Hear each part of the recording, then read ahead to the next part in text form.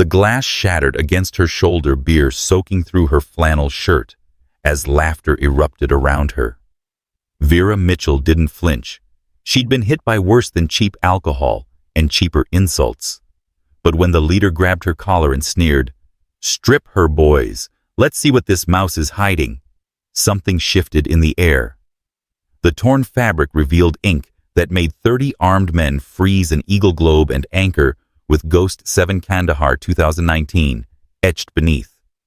The predators had just become prey, and they didn't even know it yet. I'm about to tell you a story that'll change how you see every quiet person you meet. Stick around until the end and drop a comment about where you're watching from. I love seeing how far these stories travel. The bunker sat wedged between a shuttered cannery and a freight depot in San Pedro, its neon sign flickering like a dying heartbeat against the October fog. Vera Mitchell pushed through the heavy door at 9:47 p.m., her movements deliberately tentative, shoulders hunched in practiced submission. 23 steps from entrance to bar, she counted them automatically, a habit that would never leave her bones. "Watch it." A shoulder slammed into hers, sending her stumbling. The man didn't look back.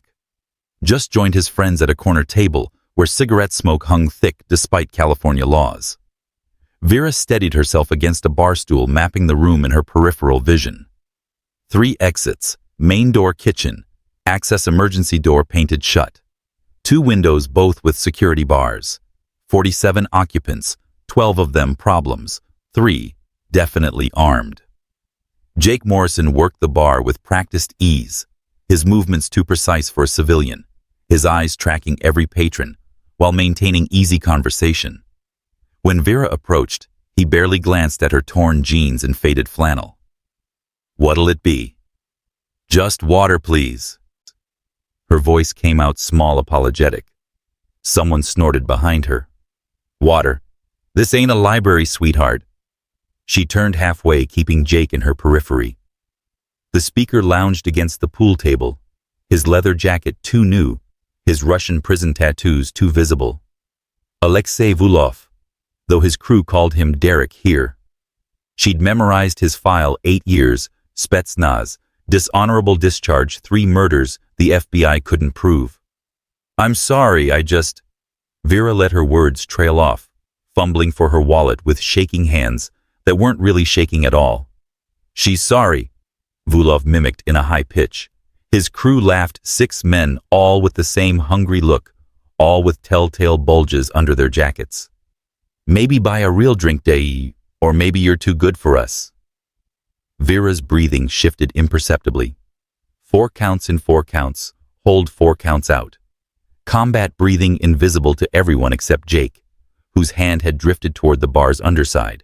She moved 3 steps left, sliding into the camera's blind spot, while maintaining sight lines on the corner booth where Colonel Harrison sat nursing a whiskey, his civilian clothes doing nothing to hide 40 years of military bearing.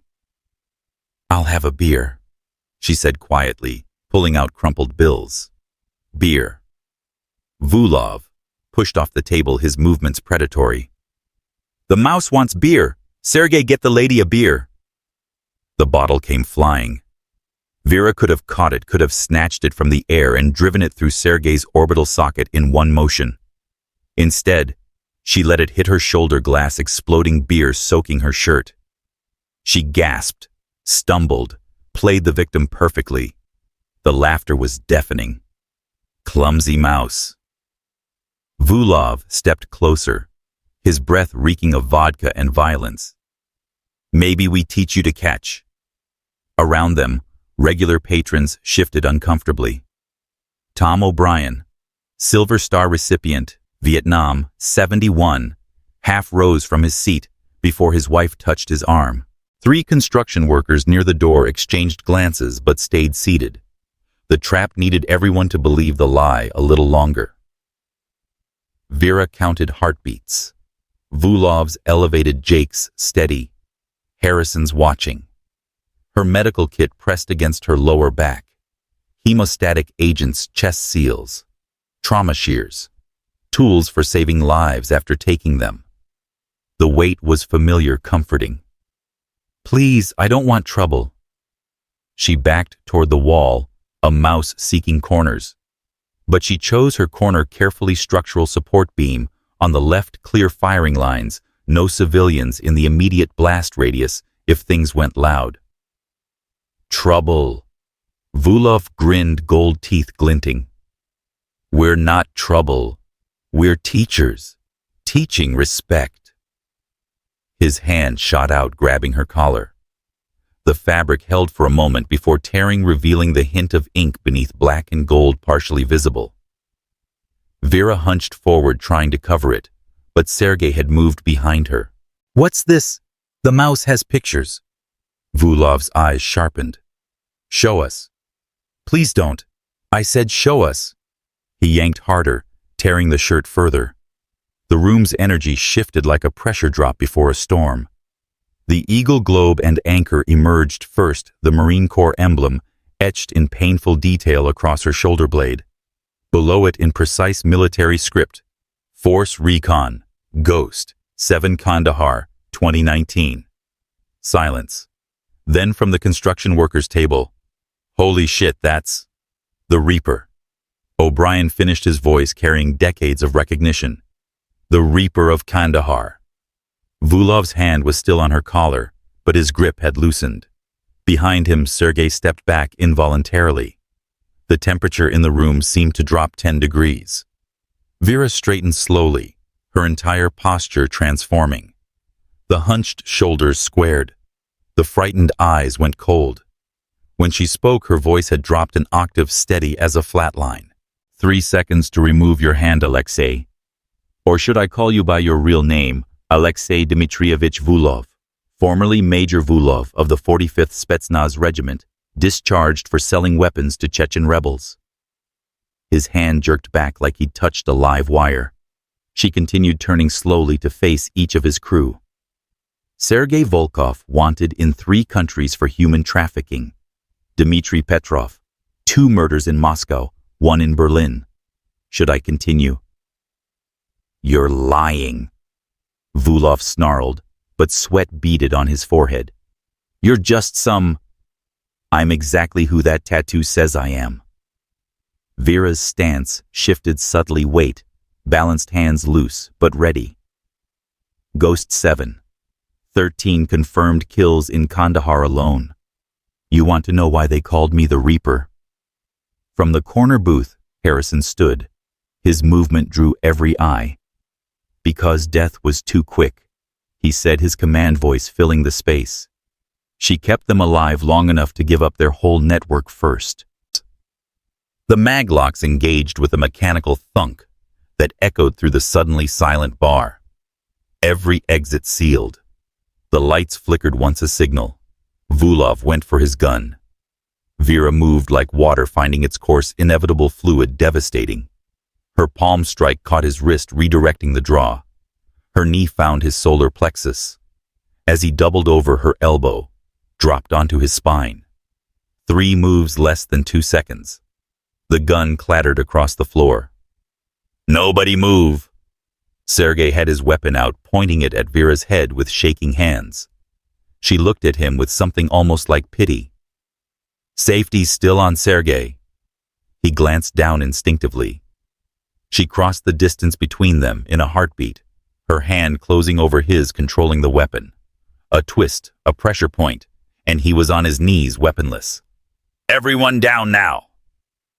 Dmitry and 3 others had drawn, trying to cover the room, but Jake had produced a Mossberg from under the bar, its distinctive pump-action sound freezing them mid-motion. U.S. Marshal Service, drop your weapons. USMS. Vulov gasped from the floor. This is a 3-year operation. Vera finished. Every regular in this bar vetted. Every drink you bought recorded. Every crime you bragged about documented. The kitchen door burst open. Force Recon Marines flooded in, weapons raised, movements synchronized. Ghost team entering. Everybody stay calm. Marcus 6'4", and built like a linebacker, took point. Ghost 7, you solid. Solid Ghost 3. Vera hadn't taken her eyes off Vulov. Just explaining the situation to our guests. Elena Rodriguez, LAPD detective attached to the Joint Task Force, emerged from the kitchen, badge visible. Alexei Vulov, you're under arrest for conspiracy to commit murder weapons trafficking, and about 30 other charges I'll read you when you're cuffed. You can't. We have protection. We have congressional oversight. Harrison approached his colonel's eagles, now visible on his collar. That ended when you threatened to kill a senator's daughter last week. Did you really think we'd let that slide? O'Brien stood his wife beside him. Vera, that true what they say? 13 in Kandahar. 15, she corrected quietly. They only confirmed 13. Mrs. O'Brien, all 5'0" of her, walked straight up to Vulov and slapped him hard enough to snap his head sideways. That's for every woman you trafficked through here, you piece of garbage. The room erupted in approval from the real patrons, the veterans, the dock workers, the locals, who'd endured these men's presence for months, playing their parts in the operation. This won't stick. Vulov spat blood. My sister. She has lawyers' connections. Katerina Vulov. Vera smiled coldly. Currently in federal custody in Chicago. We grabbed her an hour ago. The color drained from his face. You think we'd spring this trap without cutting your whole network? Jake set down the shotgun, pulling out his marshal's badge. Every safe house, every contact, every dirty cop you bought, all done. Wait. One of the construction workers stepped forward. Vera Mitchell. I knew I recognized that name.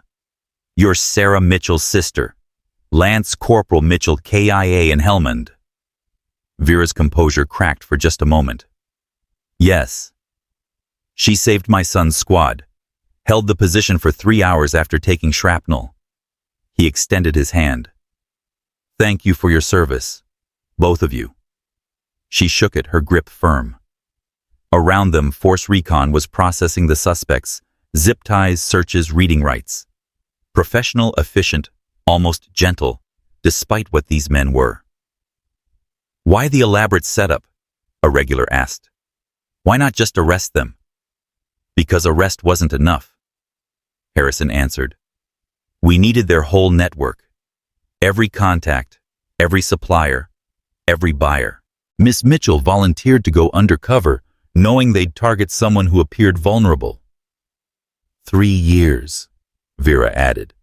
3 years of playing weak, letting them think they owned this place, building their confidence until they got sloppy.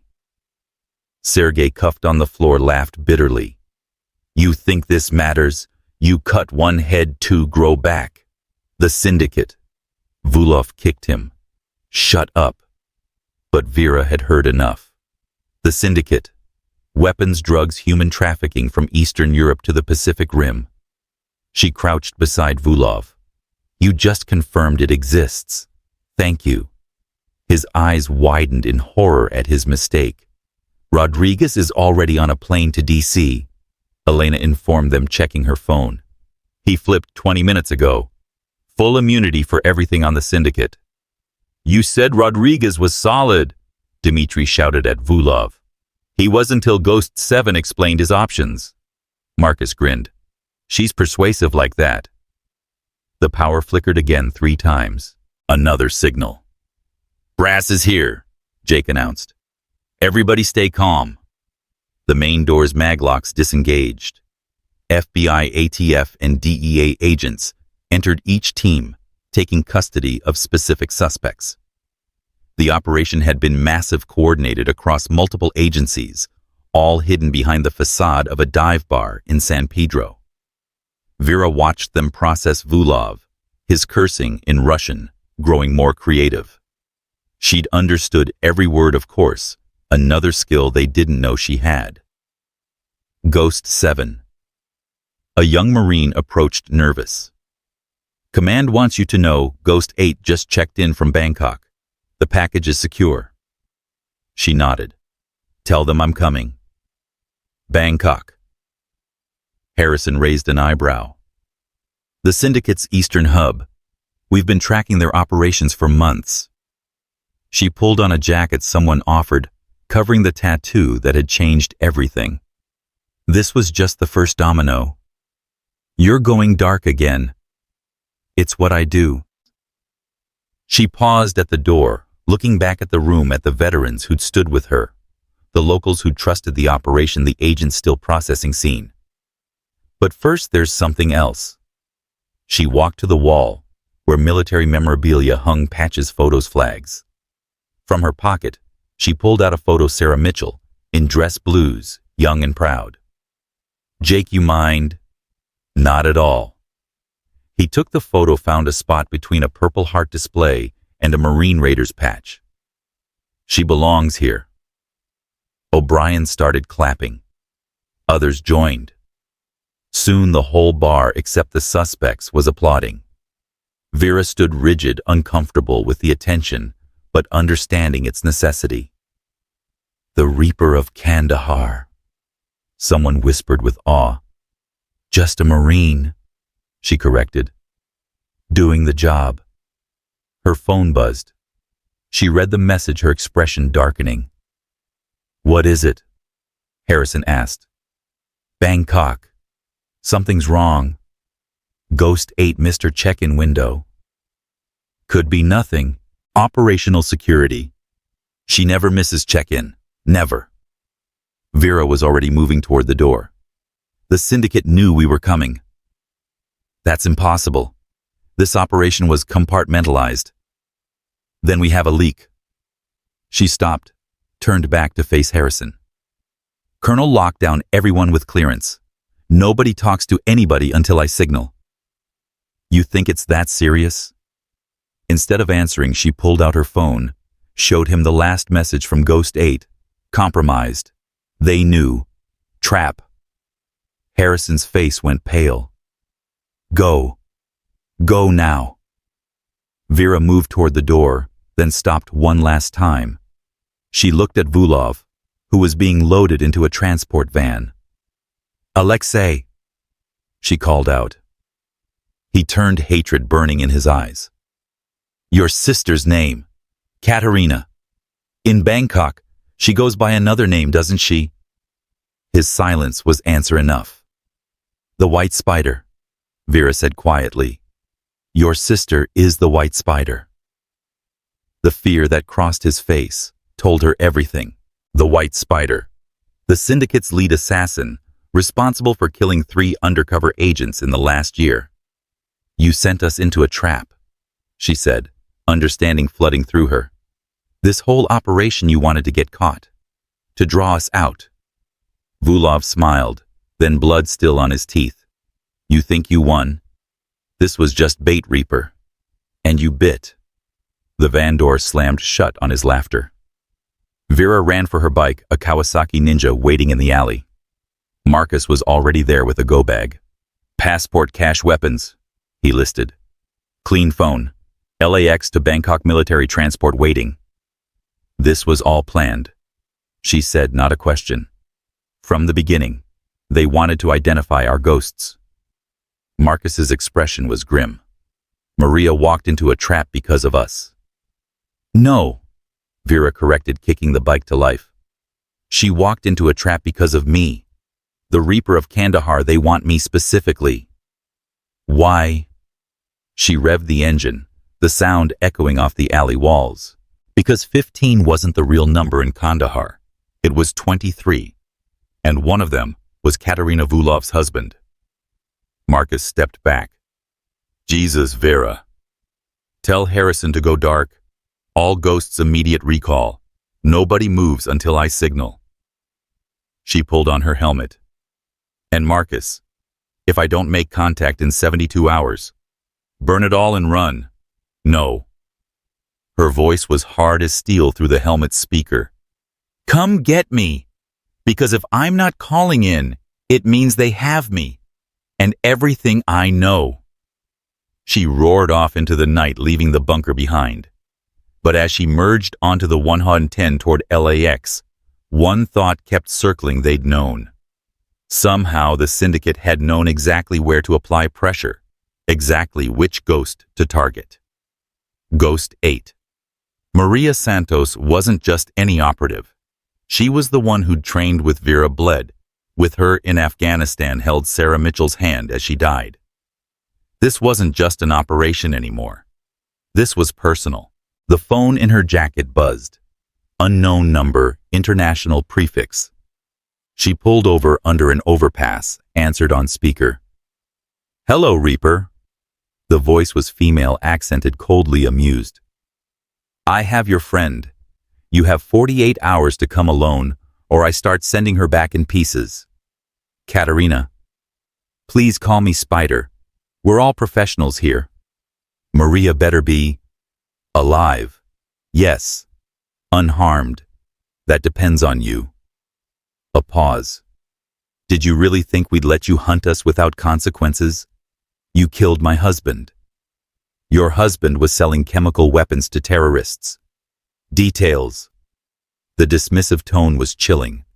48 hours. Bangkok. I'll send coordinates. How do I know Maria's alive? A scream came through the phone, short cut off quickly, but unmistakably Maria. Vera's hands tightened on the phone until the case cracked. 47 hours, 59 minutes, Katerina said. Don't be late. The line went dead. Vera sat in the darkness under the overpass, traffic roaring overhead.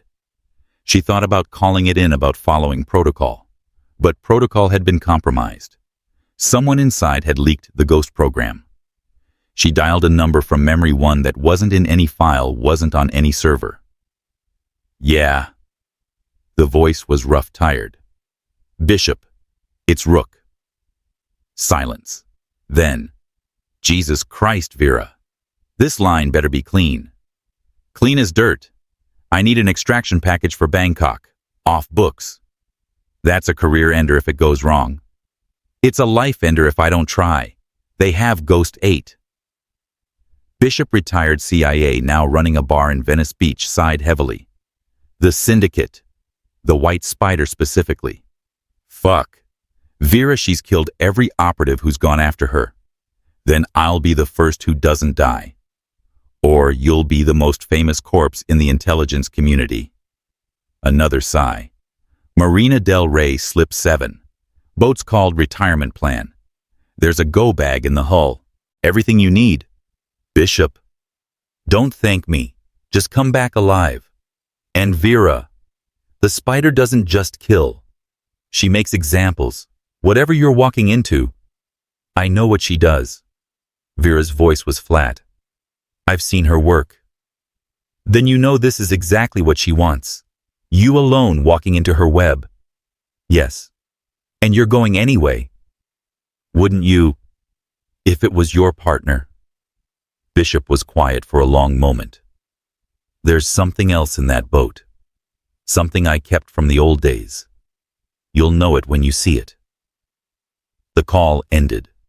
Vera kicked the bike back to life, but instead of heading to LAX, she turned toward Marina del Rey. The military transport could wait.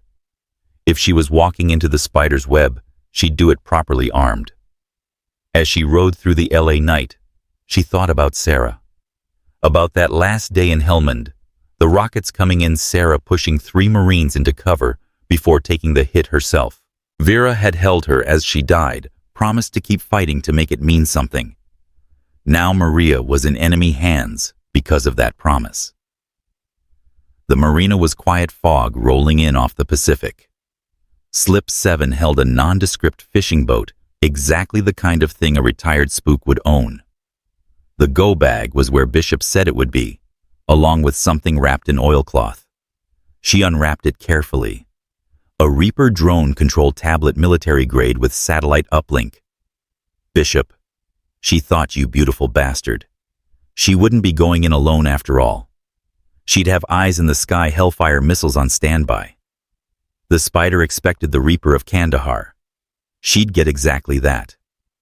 Her phone buzzed again. This time it was Harrison. Vera, abort. That's an order. With respect, Colonel, I'm not active duty. I'm a civilian contractor. Don't play games. We can't lose 2 ghosts. Then make sure I don't. I need real-time intel, Harrison. everything we have on the Bangkok operation. You're walking into a trap. Yes, but traps work both ways. They're so focused on catching me, they won't see the real play. What real play? Vera smiled in the darkness. The one where we flip their trap inside out. Get me a clean line to Langley. It's time to wake up some old friends. She could hear Harrison's confusion. Vera, what are you planning? The spider wants the Reaper. She'll get her. But she forgot one thing: Reapers don't hunt alone. We come for the whole field. As she prepped the boat for departure, Vera thought about the bunker, about the moment her tattoo was revealed. That had been planned, controlled, a trap, years in the making. Bangkok would be different.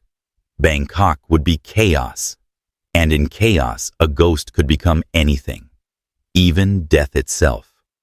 The boat cut through the dark Pacific swells as Vera guided it toward the cargo ship that would be her ride to Bangkok.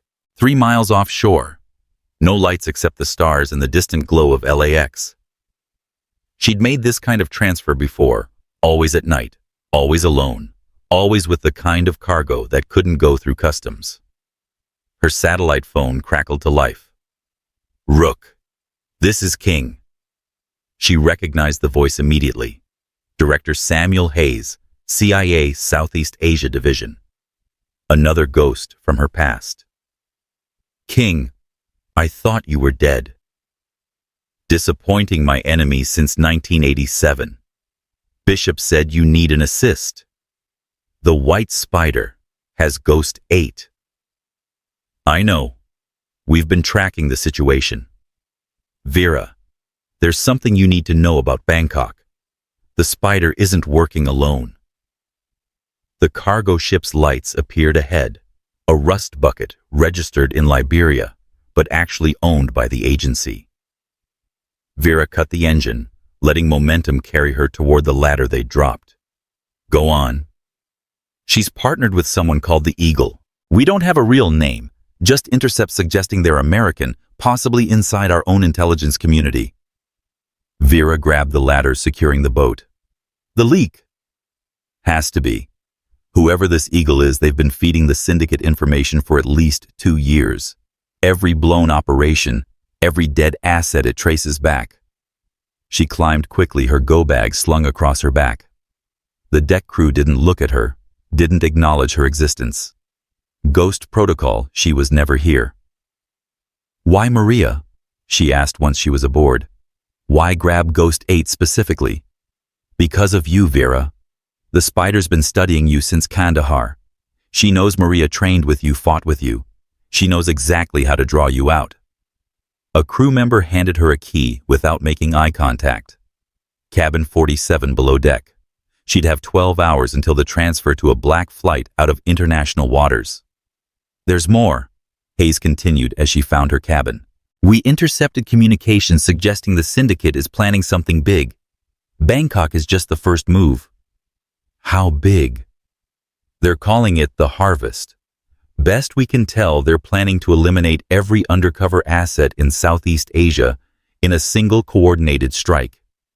Vera sat on the narrow bunk processing this. When? 72 hours from now. The same time frame as your deadline for Maria. They're using me as bait. While everyone's focused on the rescue operation, they eliminate our entire network. Vera, we're pulling everyone out. Immediate evacuation. No. Her response was instant. That's what they want. Panic chaos assets breaking cover. It'll make them easier targets. Then what do you suggest? She pulled out Bishop's drone tablet, powering it up. We give them exactly what they expect, but not how they expect it. How many ghosts do we have in Bangkok? 3, not counting Maria. Wake them up. Full activation. And get me a line to Colonel Harrison. Vera, if this goes wrong, then we lose everything. But if we don't try, we lose it anyway. She opened her go bag, checking the weapons Bishop had provided. A Sig Sauer P226 Marine Standard. a K-bar knife-worn handle suggesting history, and something unexpected, a small metal cylinder with Japanese characters. "What the hell?" she muttered. "What is it?" Hayes asked. She recognized it now. An origami needle, the kind used by Japanese special forces to hide messages. She twisted it open carefully. Inside a single piece of paper, with coordinates and 4 words, "Trust the wrong people." "Bishop left me a message. Coordinates in Bangkok. Could be a trap." Everything's a trap now. She memorized the coordinates, then burned the paper. "Hayes, I need you to do something for me. Off books." "I'm listening." "Contact every ghost who served in Kandahar. Tell them the Reaper is calling in all debts." Jesus, Vera. You're talking about bringing dead operatives back to life. I'm talking about ending this. The Syndicate wants to harvest our assets. Let's see how they handle a resurrection.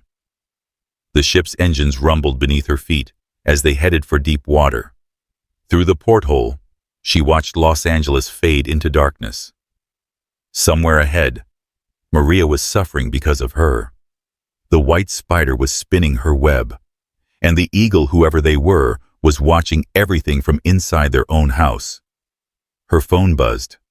Unknown number. 41 hours, Reaper. My people tell me you're at sea. Good. International waters mean no backup, no extraction. Just you and fate. Katerina, I want you to understand something. The spider's voice was almost conversational. This isn't just about my husband. It's about the natural order. Predators and prey. You've been a predator too long. Time to learn how the other side feels. Maria has nothing to do with. She has everything to do with it. She's your weakness, Reaper. Your humanity. In Kandahar, you were perfect, cold, efficient, lethal.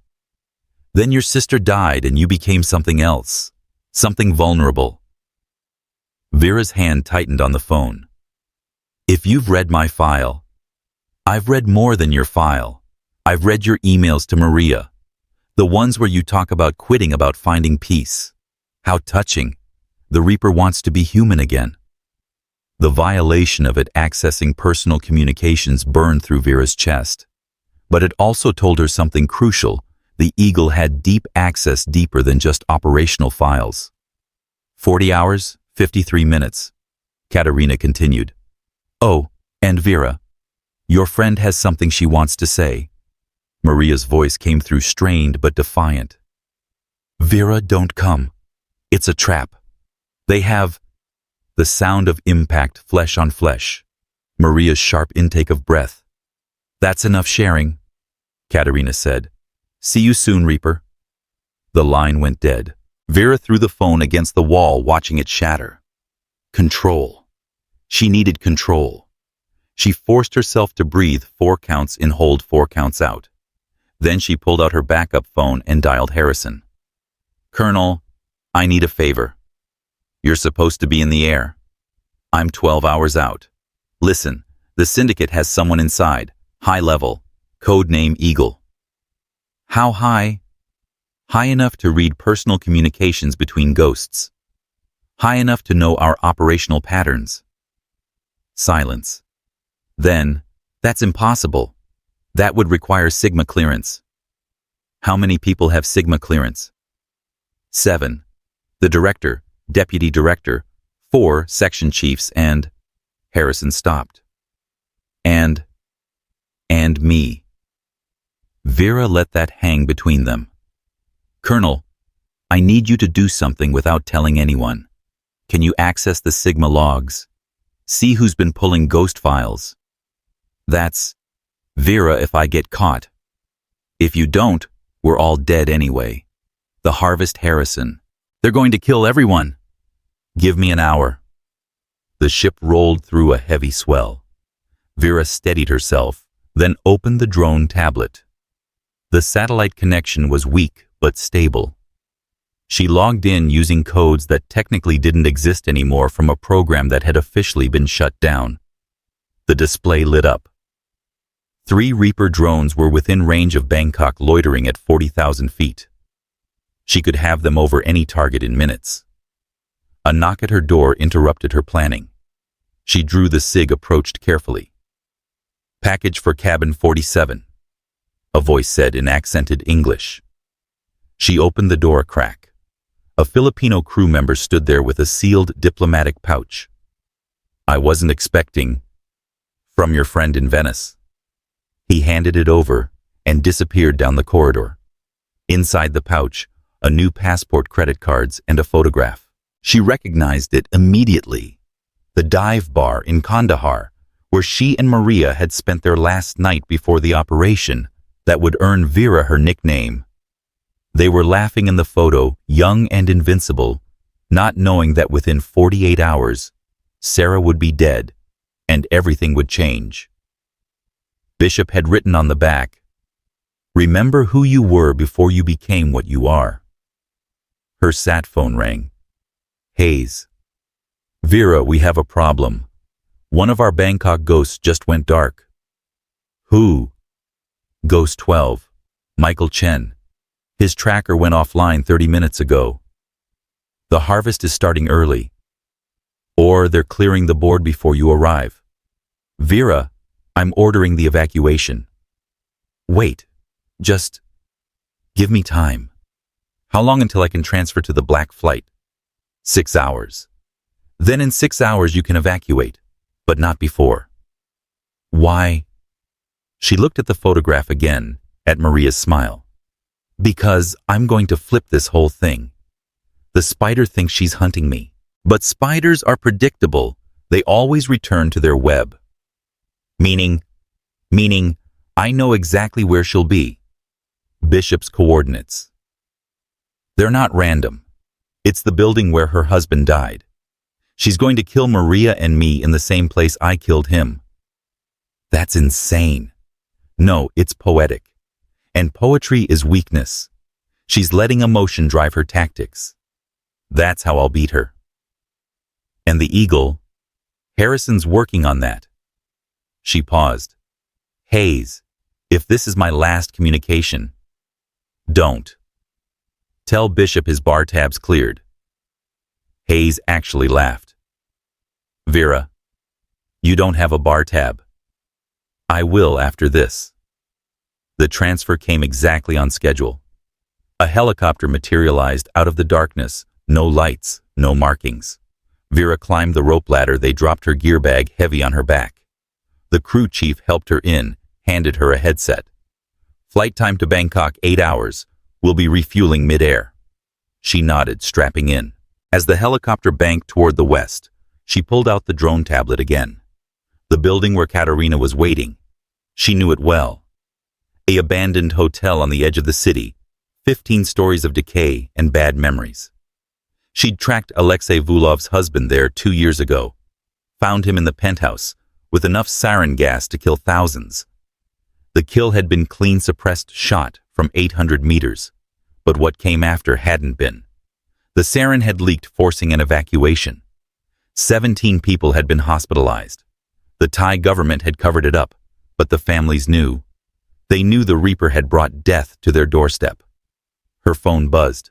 Harrison. "Vera, I found something. The Sigma logs show someone's been accessing ghost files, but the user ID is masked. However, there's a pattern. Every access corresponds with a congressional oversight meeting. Someone on the oversight committee, or someone briefing them. Vera, there's only one person who briefs all oversight meetings on the ghost program." Her blood went cold. "Deputy Director Claiborne." "I can't prove it, but..." "He was in Kandahar. He knew Sarah. He signed off on my undercover operation." The pieces clicked together. "Harrison, he's been playing both sides from the beginning. If you're right, he knows you're coming. He knows our entire response." "Good. Good. Let him know. Let him tell the spider exactly what to expect, because what she's expecting and what she's getting are two different things." "Vera." "Harrison, I need you to do exactly what I say. First, Leak that I'm coming in alone. No backup, just like they demanded. Second, activate the Kandahar protocol. That protocol was sealed. Unseal it.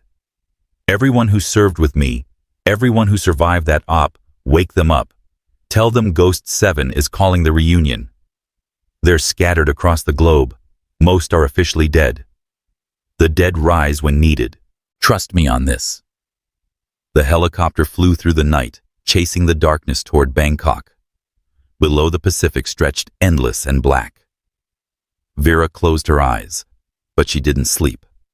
Instead, she remembered. Kandahar 2019. The operation that had made her reputation and destroyed her soul. 23 kills in 7 days, each one necessary. Each one carving away another piece of her humanity. Sarah had been her anchor, the one person who could look at what Vera had become and still see the sister she'd grown up with. Then the rockets came, and Sarah was gone, and Vera had nothing left but the mission. Her phone rang. Unknown number. 32 hours Reaper. Getting closer. Can you feel it? The anticipation. What I feel is pity, Katerina. You've let revenge consume you. Says the woman who's killed how many for her country. We're not so different, you and I. We're nothing alike. No. We both lost someone we loved. We both kill for purpose. The only difference is you wrap yourself in a flag and call it patriotism. The difference is I kill to protect. You kill for profit. Katerina laughed. Oh, Vera, you still don't understand. This isn't about profit. It's about evolution. The syndicate isn't just crime. It's the future. Governments are obsolete. Borders are meaningless. We're creating a new world order. With you at the top. With the strong at the top. Natural selection applied to geopolitics. And the eagle, where does he fit? Silence. Then, clever girl. But that's not your concern. Claiborne's using you. When this is over, he'll eliminate you too. Deputy Director Claiborne is a visionary. He understands that. Katerina stopped abruptly. You're recording this. No, I'm understanding it. He promised you legitimacy, didn't he? A place in the new order, maybe even official recognition. The line went dead. Vera smiled grimly. She'd rattled the spider. Now to see if the web would shake. Her phone immediately rang again. Harrison. Vera, something's happening. Claiborne just called an emergency meeting. He's pulling all ghost operations effective immediately. He's panicking. Good. What about the Kandahar protocol? Activated. You've got 9 confirmed, 3 more possible. 9 ghosts rising from the dead. That'll do. The helicopter refueled over Wake Island, a delicate dance of aircraft in the darkness. Vera watched the operation, marveling at the precision. Human beings at their best, coordinated, purposeful, united. 4 hours to Bangkok. She pulled out the drone tablet, studying the hotel layout. 15 floors, multiple stairwells, service elevator. That probably didn't work. The penthouse where the kill had happened was accessible only through the main elevator or a service ladder on the outside of the building. Katerina would have Maria in the penthouse, symbolic, dramatic, visible. But she'd have teams throughout the building. This wouldn't be a simple exchange. Her sat phone buzzed. Text message from an unknown number. Ghost 3 active. ETA Bangkok 3 hours. Then another. Ghost 5 active. On ground Bangkok. And another. Ghost 9 active. Asset in place. The resurrection had begun. She typed a message to all of them. Standard dispersal. Wait for my signal. The helicopter descended through clouds toward Thailand. Below, the lights of Bangkok sprawled like a circuit board, electricity given form. Somewhere down there, Maria was waiting. The spider was spinning, and the eagle was watching. Vera checked her weapons one more time. The SIG was loaded with hollow points. The Kabar was sharp enough to cut shadow, and the drone tablet showed 3 angels of death circling at altitude, waiting for her word. 5 minutes to landing, the pilot announced. She looked at the photo one more time, her and Maria laughing in Kandahar. Before Sarah died, before the Reaper was born, before everything went to hell, Bishop was right. She needed to remember who she was before she became what she was, because what she was might not be enough to save Maria. But who she was, Sarah Mitchell's little sister, the girl who'd enlisted at 17 because she wanted to protect people, that person might have a chance. The helicopter touched down on a warehouse roof in the industrial district. No witnesses, no surveillance. Ghost insertion protocol. Vera was out and moving before the skids fully settled. The helicopter was gone in seconds, leaving her alone on the roof with the Bangkok night. 28 hours remained. She pulled out a burner phone, dialed a number Maria had made her memorize years ago. "Sawadi Krub," a man answered. "The ghost walks at midnight," Vera said in Thai. Silence. Then, "I thought you were dead." "I am. But the dead have business with the living." "What do you need?" "Transportation, clean, and information on the old Empress Hotel." "That place is cursed. No one goes there." "Someone's there now. How many?" "I'll find out. Usual pickup. 20 minutes. She ended the call and moved to the roof's edge. Bangkok spread out below temples and towers, ancient and modern, a city of contradictions. Like her, a killer who wanted to save lives, a ghost who wanted to be human. Her phone rang. Hayes. "Vera, we've got bigger problems. 2 more ghosts just went dark. Ghost 15 in Singapore, Ghost 21 in Manila. They're accelerating. How many assets total in Southeast Asia?" 43. "Pull them all, now." "But you said..." "That was before they accelerated the timeline. The harvest isn't in 72 hours. It's happening now. Vera, if we pull everyone, we lose our entire network, but save our people. Do it." She could hear Hayes typing rapidly. "Evacuation order sent. Vera, this means you're alone." "I was always alone. Maria is my responsibility. I'll get her out." "And if you can't..." Vera looked at the drone tablet. "Then Bangkok gets a light show it'll never forget." The motorcycle was exactly where it always was, hidden under a tarp in an abandoned food stall. The key was in the exhaust pipe. Some things in the shadow world never changed. The bike started immediately, a Honda CBR that had seen better days, but ran like silk. She drove through the narrow streets, avoiding main roads, keeping to shadows. The city was alive around her, street vendors, tourists, locals, living their lives unaware that an invisible war was being fought in their midst. The Empress Hotel rose from the old district like a rotten tooth, 15 stories of broken windows and graffiti. The ground floor was boarded up, officially condemned. But Vera could see lights in the penthouse windows. Subtle, covered, but there. She parked 3 blocks away in an alley that gave her sight lines to the building. Then she pulled out the drone tablet. The Reapers were still circling. She designated the penthouse as Target Alpha, but held fire. Not yet. Her phone buzzed. The information broker had sent a message. 12 hostiles confirmed. 3 in penthouse, 3 on ground, others scattered between. Your package is alive, top floor. 12 against 1. In a building with limited access and no backup. The odds were exactly what Katerina wanted. Vera smiled. The spider had forgotten the first rule of traps: the hunter can become the hunted. She sent a text to the ghosts. Game on. Then she walked toward the hotel's front entrance, not bothering to hide. Let them see her coming. Let them think she was walking into their web. Because in exactly 24 hours the Reaper of Kandahar would remind them why Death himself feared her name. The ground floor was dark, stinking of decay and human waste. Vera moved through the debris carefully, her eyes adjusting. 3 hostiles here somewhere.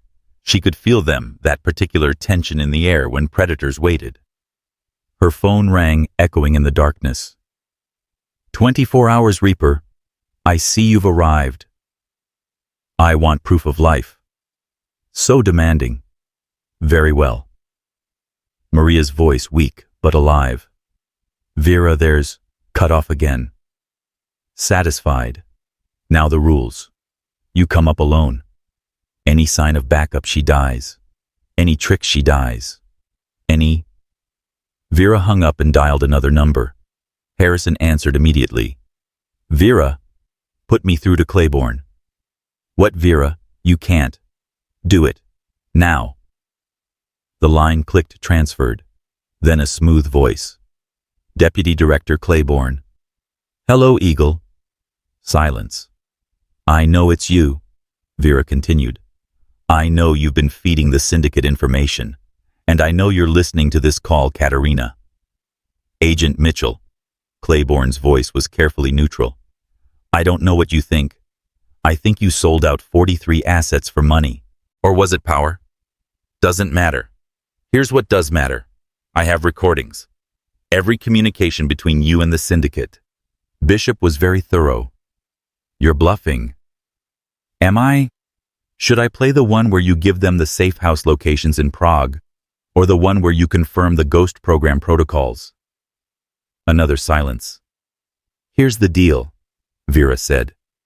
You call off the harvest, and the recordings stay buried. You don't, and every news outlet in the world gets them in 23 hours. You won't sacrifice Maria for... I'll sacrifice anyone to save 43 assets. Even her. Even myself. That's what makes me different from you, Claiborne. I understand the mission is bigger than any one person. You're insane. No, I'm a Marine. We don't leave our people behind. All our people. You have 1 hour to stop the harvest, or you'll be the most famous traitor since Benedict Arnold. She hung up and started climbing the stairs.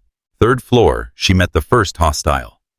He came out of the shadows, fast, knife leading, but Vera had been expecting it. She flowed around his thrust, her hand finding his wrist, redirecting the blade into his own thigh. As he gasped, her elbow found his throat. He went down, silent. 5th floor. 2 more. They tried to coordinate, one high, one low, but the stairwell was narrow, limiting their movement. Vera used the walls, running up and pushing off her foot, catching one in the face, while her knife found the other's shoulder. They tangled, fell. She helped them along with precise pressure to carotids. Unconscious, not dead. She wasn't the Reaper tonight. She was something more precise. 7th floor, and her phone rang. You think you're clever, Katerina hissed. Threatening the Eagle. I think I'm practical. Call off your dogs or lose your inside source. He's weak. He'll crack. Yes, he will. And when he does, he'll give up everything, including your real name, your locations, your entire network. You won't make it to the penthouse. I'm already on 7. Want to bet? She kept climbing. 9th floor, 10th. No more hostiles. They were pulling back, consolidating. 12th floor. The elevator shaft was open here, cables hanging like vines. She could hear movement above boots on concrete, weapons checking. Her phone buzzed. Text from Harrison. Harvest called off. Assets confirming safe. She smiled. First victory, 13th floor. In many buildings they skipped this number. Bad luck. But the Empress Hotel embraced it. The entire floor was one open space, pillars supporting the ceiling, windows broken out on all sides. 3 hostiles waited here, spread out, good spacing. Far enough, one called out. American accent, professional. Vera stopped at the stairwell door. I'm here for Maria. Toss your weapons. She threw the cig out, watched it skitter across the floor. The knife followed. The phone. She tossed that too. Now step out, hands visible. She emerged slowly, hands raised. The three men had her triangulated, no clear angle to take all three. The famous Reaper, the leader said. You don't look like much. Never do. Her earpiece crackled so small they hadn't noticed it. Ghost 5 in position. A voice whispered. Say when. Now would be good, Vera subvocalized. The window behind the leftmost hostel exploded inward. The sniper round took him center mass, spinning him down. Vera was already moving, diving and rolling as the other two reacted. She came up with a shard of broken glass, threw it like a shuriken. It caught the second man in the neck, not fatal but shocking. The third man swung his weapon toward her, but she was inside his range, her hand on the barrel, redirecting it up as she drove her knee into his solar plexus. The gun went off deafening, but the rounds went into the ceiling. She stripped the weapon, reversed it, and put him down with the stock. Clear, she said into her earpiece. Roger. Ghost 3 and 9 converging on ground floor. Path is clear. She retrieved her weapons and headed for the final stairs. The penthouse door was reinforced steel, probably wired, but she didn't need to go through it. The service ladder on the outside of the building was rusted but solid. Vera climbed, quickly aware she was exposed. But no shots came. Katerina wanted her dramatic confrontation. The penthouse windows were covered with heavy curtains, but one was cracked open, deliberate, inviting. Vera could smell incense, hear soft music, theatrical. She slipped through the window into darkness. Emergency lights provided dim illumination. The penthouse was stripped bare except for 2 chairs in the center. Maria sat in one, tied, gagged, but alive. Her eyes widened when she saw Vera. Welcome, Reaper. Katerina emerged from the shadows. She was smaller than Vera had expected, delicate features, almost doll-like. But her eyes were dead flat predator's eyes. You came alone after all. I came prepared. Vera held up the drone tablet. 3 Reapers circling overhead. 1 word from me, and this building becomes rubble. You'd kill your friend. To stop you. Yes. Katerina smiled. I don't believe you. Your husband didn't believe me either, right up until the bullet entered his skull. The smile vanished. Let's make this interesting. She pulled out a knife, long and curved. You and me. No guns, no drones. Just blades and skill. And if I win, Maria goes free. You both walk away. And if you win, I take my time with both of you. Vera set down the drone tablet, pulled out her K-bar. Your husband was weak. He begged at the end. That did it. Katerina lunged fast as a striking snake. But Vera had been baiting her, reading her stance, her grip, the way she distributed her weight. The spider was formally trained, probably Spetsnaz like her brother. But Vera had learned to fight in places where technique meant nothing and survival meant everything. They met in the center of the room, blades singing against each other. Katerina was good fluid, precise, deadly. But she was also emotional, trying to hurt rather than kill. Vera stayed calm, defensive, letting the spider expend energy. You killed 23 people in Kandahar, Katerina hissed between strikes. Murdered them. I eliminated 23 terrorists who were planning to gas a school. Vera deflected a thrust, countered with an elbow that caught Katerina's ribs. Your husband was going to kill children. He was a soldier. He was a monster. Katerina's next attack was wild, overextended. Vera flowed around it, her knife finding the spider's arm, opening a long gash. First blood. You're emotional, Vera said. It makes you weak. And you're cold. It makes you alone. I'm not alone, Ghost 3 and 9 burst through the penthouse door, weapons raised. Katerina spun, realizing the trap too late. "Did you think I'd really come alone?" Vera asked. The great spider caught in her own web. But Katerina laughed. "No, Reaper. You're the one who's trapped." The lights came on full. 20 more hostiles emerged from concealment. They'd been there all along, waiting. The odds had just shifted dramatically. "You're not the only one who can resurrect ghosts," Katerina said. "These are all former Spetsnaz, all declared dead, all wanting revenge for various reasons. Your ghosts against mine." The standoff was electric. 3 against 21, with Maria helpless in the middle. Vera's earpiece crackled. "Ghost 7. We have a problem. Local authorities approaching. Someone called in the gunfire. 2 minutes out." Police. That complicated everything. "Hear that?" Vera said. "Bangkok police. In 2 minutes this place will be swarming." "Then we'd better finish quickly." Katerina raised her knife again. But before anyone could move, Maria did something unexpected. Still tied to the chair she'd been working at her bonds. Now she toppled sideways, the chair hitting the floor hard enough to break. She rolled, came up with a chair leg in her bound hands, and drove it into the nearest hostile's knee. The room exploded into chaos. Vera went for Maria, while her ghosts engaged.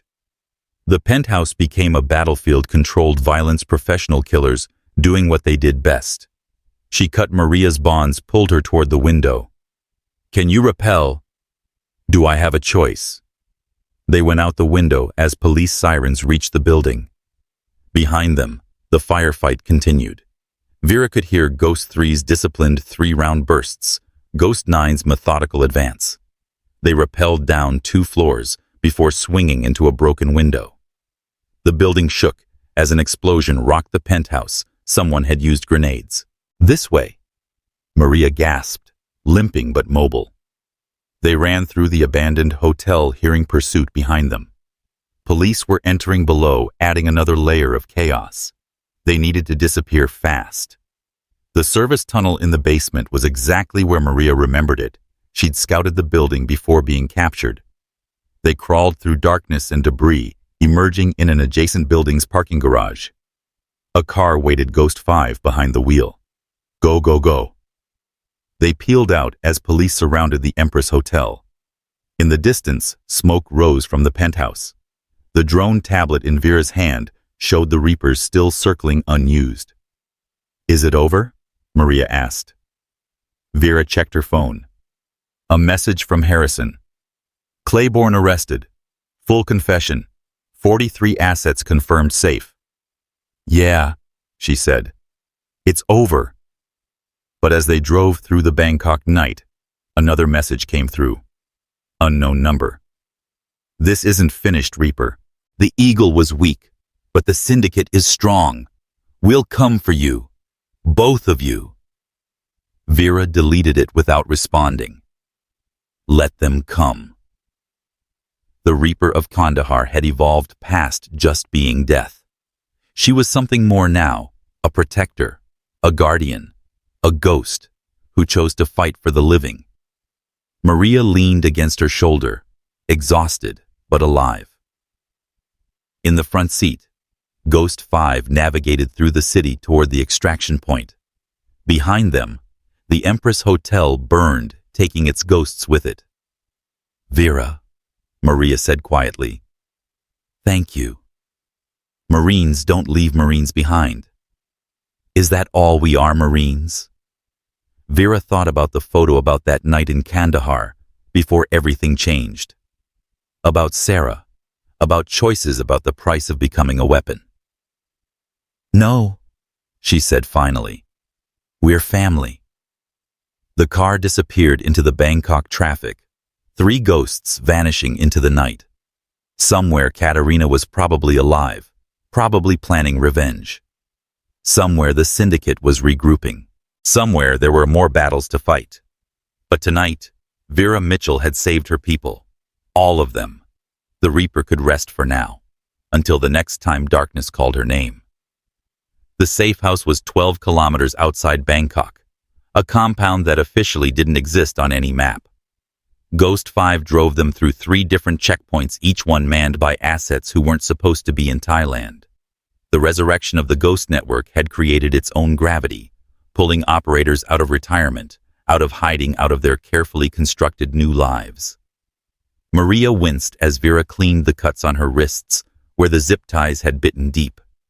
The medical kit was military grade, the kind they'd both used too many times, in too many places, that would never make the news. "That's going to scar," Vera said quietly. "Good. I want to remember." Maria's eyes were hard-focused on something beyond the room. Katerina knew things, Vera. Things about our operations that were never in any file. Claiborne had access to everything. No more than that. Personal things. She knew about my daughter. Vera's hands stilled. "You don't have a daughter." "I do. She's 7. Lives with her grandmother in Arizona. Not even the agency knows." Maria's voice cracked slightly. But Katerina knew her name, her school, her favorite color. "How is that possible?" Ghost 5 entered from the communications room, his expression grim. Marcus Chen, officially KIA in Syria 2 years ago, now very much alive and deeply concerned. "We've got a problem. Claiborne's dead." Vera stood slowly. "When?" 20 minutes ago. Federal holding facility. They're calling it suicide, but the security footage shows him talking to someone right before. Someone who isn't on any other camera in the building. A ghost. Or something worse. Vera Hayes wants us to come in. Full debrief, official channels. "That's a mistake." Maria struggled to her feet. "If they can get to Claiborne in federal custody, they can get to us anywhere." Vera's phone buzzed. She almost didn't answer it, but the number made her freeze. It was Sarah's old number, the one that had been disconnected since her death. She answered, saying nothing. "Hello, little sister." The voice was distorted electronic, but something about the cadence made Vera's blood run cold. "Who is this?" "Someone who knows the truth about Helmand, about why Sarah really died."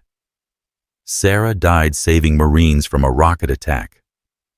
"Sarah died because she discovered something she shouldn't have, just like you're about to." The line went dead. Vera stood frozen, the phone still pressed to her ear. Maria touched her shoulder.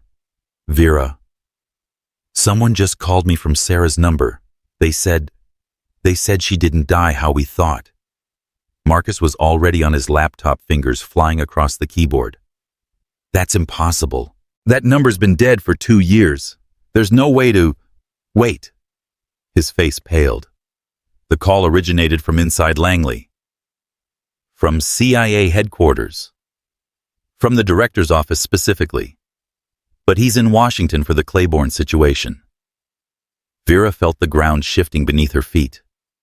Everything she thought she knew, everything she'd built her life on since Sarah's death, suddenly felt unstable.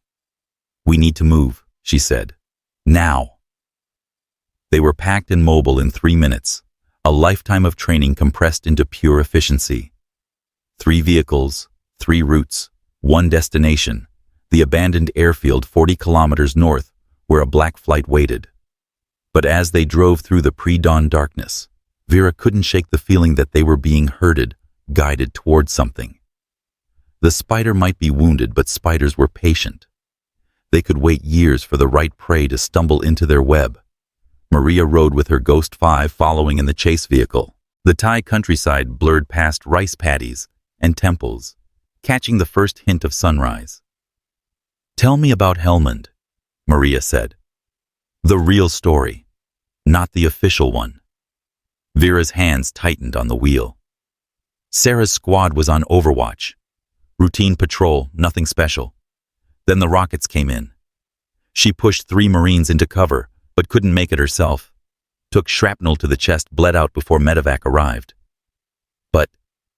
But she called me 20 minutes before. Said she'd found something, needed to talk. Then the line cut out. What kind of something? I don't know. I never found out. By the time I got there, she was already gone. Vera's voice was steady, but Maria could see her jaw clenching. I searched her quarters, her gear, everything. Nothing unusual. Maybe because someone else searched first. Before Vera could respond, Ghost 5's voice crackled through the radio. We've got company. 2 vehicles coming up fast. Vera checked the mirrors. Black SUVs. No plates, windows tinted. They could be anyone. Thai intelligence syndicate, CIA, or something else entirely. Bail out at the next intersection, she ordered. Marcus, you go east with Maria. I'll draw them north. Vera, no. That's an order. The intersection came up fast. Vera hit the brakes, sliding sideways as Marcus peeled off to the right. The SUVs hesitated, then both followed Vera. They wanted her specifically. She pushed the accelerator down the engine, screaming, as she took the narrow road at twice the safe speed. The SUVs kept pace, professional drivers who knew their business. Her phone rang, mounted on the dashboard. Unknown number. She answered on speaker. What? Pull over, Agent Mitchell. We need to talk. Who is this? Someone who served with Sarah. Someone who knows what she found. Vera's heart hammered, but she kept driving. Prove it. Firebase Phoenix, September 3, 2019. Sarah found discrepancies in the supply manifests. Weapons shipments that didn't match receipts. She traced them back to someone selling American weapons to the Taliban. The road curved ahead, a sharp turn with a steep drop on one side. Vera took it without slowing tires, screaming. She was going to report it, the voice continued. But she came to me first. Professional courtesy, she said. Wanted to give the guilty party a chance to come clean. Who was selling the weapons? Your sister was naive, Agent Mitchell. She thought honor still meant something in this war. She thought people would do the right thing. Who was it? The person who ordered the rocket attack that killed her. Vera nearly lost control of the vehicle, catching the slide at the last second. That's impossible. The Taliban fired the rockets, yes, but they were told exactly when and where to fire them. Sarah wasn't collateral damage. She was the target. The SUVs were gaining, boxing her in as the road narrowed. Vera made a decision, yanking the wheel hard left off the road and into the rice paddies. Water exploded around the vehicle as she plowed through, using the four-wheel drive to maintain momentum. Who are you? She demanded. Lieutenant Colonel James Patterson. I was Sarah's CO. I've been dead for 2 years officially. Unofficially, I've been hunting the person who killed her. Why should I believe you? Because in 30 seconds those SUVs are going to try to kill you, and I'm the only reason you'll survive when I tell you to duck. Vera glanced back. The SUVs had followed her into the paddies, spreading out to flank her. Now, she ducked. The rear window exploded, high-velocity rounds punching through where her head had been. But return fire came from somewhere behind the SUVs. Precise shots that took out their tires sent them spinning into the muddy water. Take the service road to your right, Patterson's voice instructed. There's a bridge 2 kilometers ahead. Cross it and wait. Vera followed the directions, her mind racing. If Patterson was real, if Sarah had been murdered, then everything her death. Vera becoming the Reaper. The entire trajectory of her life had been orchestrated. The bridge was old, wooden, barely wide enough for her vehicle. She crossed it, then stopped, engine running. In the mirrors, she saw a figure emerge from the tree line. Tall, scarred, carrying himself with military bearing, despite a pronounced limp. Patterson approached her window, hands visible. He looked exactly like his file photo, except for the burn scars covering half his face. IED in Kandahar, he explained, seeing her look. 2 weeks after Sarah died. Except it wasn't random. They were cleaning house, eliminating everyone who might have known. Known what? That the ghost program was compromised from the beginning. That someone was using it as a farm system, identifying the best operators, then selling their identities to the highest bidder. Vera felt sick. How many? At least 30 operators burned.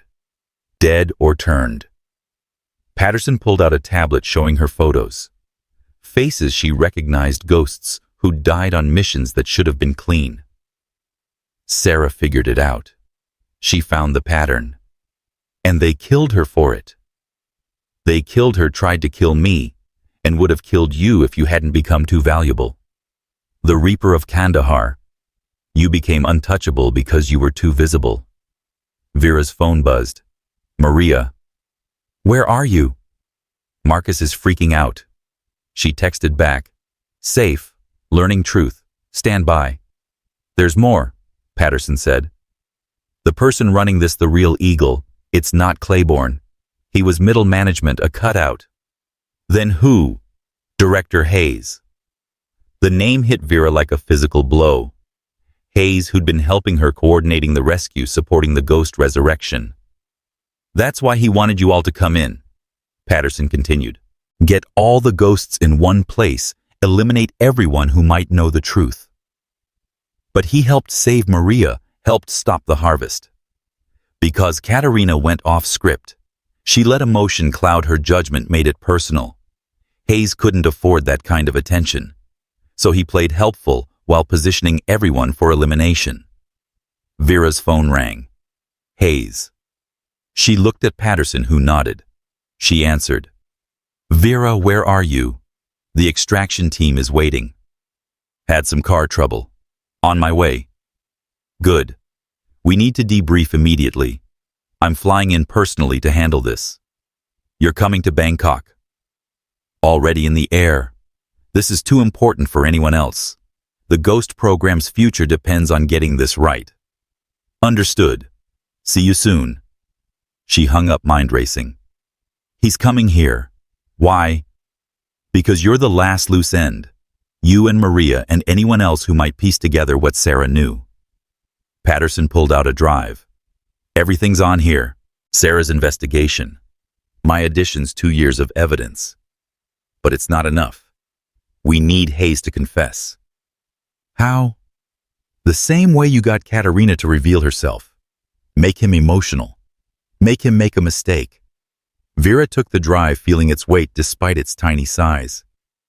Where's the airfield? Compromised. Hayes will have teams there. Patterson limped back toward the trees. But there's another option. Remember the Kandahar evac protocol. The embassy. Marine Guards, diplomatic immunity, secure communications. Get there, upload everything to Washington, and let the system clean itself. What about you? Patterson smiled grimly. I'm already dead. Remember, ghosts don't need exit strategies. He disappeared into the jungle, leaving Vera alone on the bridge. She started driving, calling Maria. Change of plans. Embassy now. Vera, what's happening? Sarah was murdered. Hayes is the real Eagle. We're all targets. Silence. Then, holy shit. Get Marcus, get to the embassy. I'll meet you there. But as she drove toward Bangkok, another call came through. Katerina. Hello, Reaper. Exciting morning. How are you? Not in custody. Your director. Hayes is many things, but subtle isn't one of them. He tried to have me killed in the police van. Very rude. What do you want? The same thing you do now. Hayes dead. He betrayed us both, used us both. I propose a temporary alliance. You tried to kill Maria. I tried to kill you. Maria was just bait. But now we have a common enemy. Hayes has teams moving on your people right now. Your ghosts are being hunted. Vera's phone buzzed with alerts. Ghost 3. Under attack. Ghost 9. Compromised, going dark. Ghost 5. Embassy is hot, can't approach. You see, Katerina continued, he's cleaning house. But I know where he'll be. The old CIA station, the one that's supposedly closed. He's setting up there, bringing in a full team. Plans to broadcast your death as a terrorist attack. Why should I trust you? Because I have something you need, the real files on Sarah's death. Video of the meeting where Hayes ordered it. Vera almost drove off the road. You're lying. Your sister confronted Hayes directly. She wore a wire, recorded everything. I have the file. Hayes for the file. Simple trade. And then you kill us both. No. Then I disappear. The syndicate is finished thanks to you. But I can start over somewhere else, someone else. All I need is Hayes gone so he can't hunt me. Vera made a decision that went against every instinct. Where? Lumpini Park. 1 hour. Come alone, really alone this time.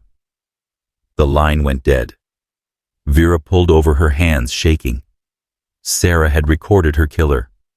Evidence existed. But trusting the spider was insanity. Her phone rang. Maria. Vera. We're pinned down. Hayes' teams have the embassy surrounded. We can't. Gunfire in the background. Marcus is hit. We need extraction now. Hold position. I'm coming. But she wasn't going to Maria. Not yet. First, she needed that recording. She needed to hear Sarah's voice again, even if it killed her. Lumpini Park was nearly empty in the morning heat. Vera found Katerina sitting on a bench near the lake, looking like any other tourist, except for the pistol barely concealed under her light jacket. You came, Katerina observed. The recording. First, we discuss Hayes. Katerina pulled out a phone, showed Vera a schematic. The old station. 12 operators, all former SOG. He's planning to frame you for the syndicate connection, say you were the eagle all along. Maria needs extraction. Already done. My people got them out 5 minutes ago. They're safe, relatively speaking. Vera sat down, maintaining distance. Why did you really grab Maria? Because I studied you, Reaper. Watched you for 2 years. You're untouchable when you're alone, but vulnerable when someone else is at risk. Classic operator psychology. You can face your own death, but not another's. The recording. Katerina handed over a phone. Password is your sister's service number. Vera typed it in with trembling fingers. The file opened. Sarah's voice filled her ears, young and determined. Director Hayes, I need to talk to you about the weapons shipments. Hayes's voice dismissive. Not now, Lance Corporal. Sir, with respect, American weapons are being sold to the Taliban. I have proof. I said not now. Sir, people are dying because... People die every day, Mitchell. That's what war is. This is different. This is treason. A long pause. Then Hayes cold. You're right. It is. The sound of a door closing. Hayes again. You made a mistake coming here, Mitchell. You should have followed the chain of command. You are my chain of command. Exactly. And I'm telling you to forget what you found. I can't do that, sir. Then you're a threat to national security. The Ghost program generates billions in black budget funding. That money keeps America safe. By selling weapons to our enemies. By doing whatever is necessary. You wouldn't understand. You still believe in heroes and villains. I believe in right and wrong. Then you're going to die believing. The recording ended. Vera sat frozen, her sister's death sentence echoing in her ears. There's more, Katerina said quietly. The actual attack order. But that's for after Hayes is dead. Why do you care about any of this? Katerina was quiet for a moment. My husband was a monster. I know that. But he was my monster. When you killed him, I wanted revenge. But then I learned the truth. Hayes set him up. Fed you his location. My husband was becoming too independent, so Hayes had you remove him. We're all just pieces on his board. Were. Not anymore. Katerina stood. Hayes will be at the station in 3 hours. Full security, but there's a maintenance tunnel that leads from the building next door. I can get you in. Why not do it yourself? Because you're the Reaper. When you kill him, everyone will believe it. When I kill him, it's just another criminal murder. Vera's phone buzzed. Maria. We're safe. Katerina's people. They saved us. What's happening? She texted back, ending this. I'll take that as a yes, Katerina said. 3 hours, Reaper. Don't be late. As the spider walked away, Vera called Patterson. I have the recording. Sarah. She confronted Hayes directly. Wore a wire. Jesus. Brave and stupid. She was a Marine. Yeah, she was. What's the play? Hayes dies today. Vera. That's not justice. Justice is him on trial, exposed, humiliated. But that won't happen. He'll disappear, resurface somewhere else. Keep killing our people. You sure you can live with it? Vera thought about Sarah, about Maria tortured, about 30 dead ghosts. I'm sure I can't live without it. The old CIA station looked abandoned from the outside. But Vera could see the subtle signs, reinforced windows, hidden cameras, the electromagnetic signature of heavy electronics. Hayes was in there with his team, planning her death, while she planned his. The maintenance tunnel was exactly where Katerina had said. Vera crawled through darkness, following the blueprint in her head. Above her, she could hear footsteps, voices. American accents, professional tones. She emerged in a storage room, dusty and forgotten. Through the door, she could hear Hayes giving orders. Mitchell is the priority. Take her alive if possible, but dead is acceptable. We'll frame her as the Eagles say Claiborne was trying to expose her. What about the others? Collateral damage. The ghost program needs a clean slate. Vera pulled out her phone, started recording. Then she kicked in the door. The room erupted. 12 operators, all turning, all reaching for weapons. But Vera had something they didn't expect. She had nothing left to lose. The flashbang she'd brought from Patterson's cache detonated white light and thunder. She moved through the chaos, like her namesake, the Reaper, harvesting confusion. Not killing, not yet. Just disabling, disarming, creating space. Hayes was at the far end of the room, reaching for his weapon. But Vera was faster, crossing the distance in heartbeats. Her knife found his hand, pinning it to the desk. He screamed. Director Hayes, she said clearly, making sure her phone captured it. You killed Lance Corporal Sarah Mitchell. You're insane. She played Sarah's recording, her sister's voice filling the room. The operators, who were still conscious, stopped moving, listening. That's fake, Hayes gasped.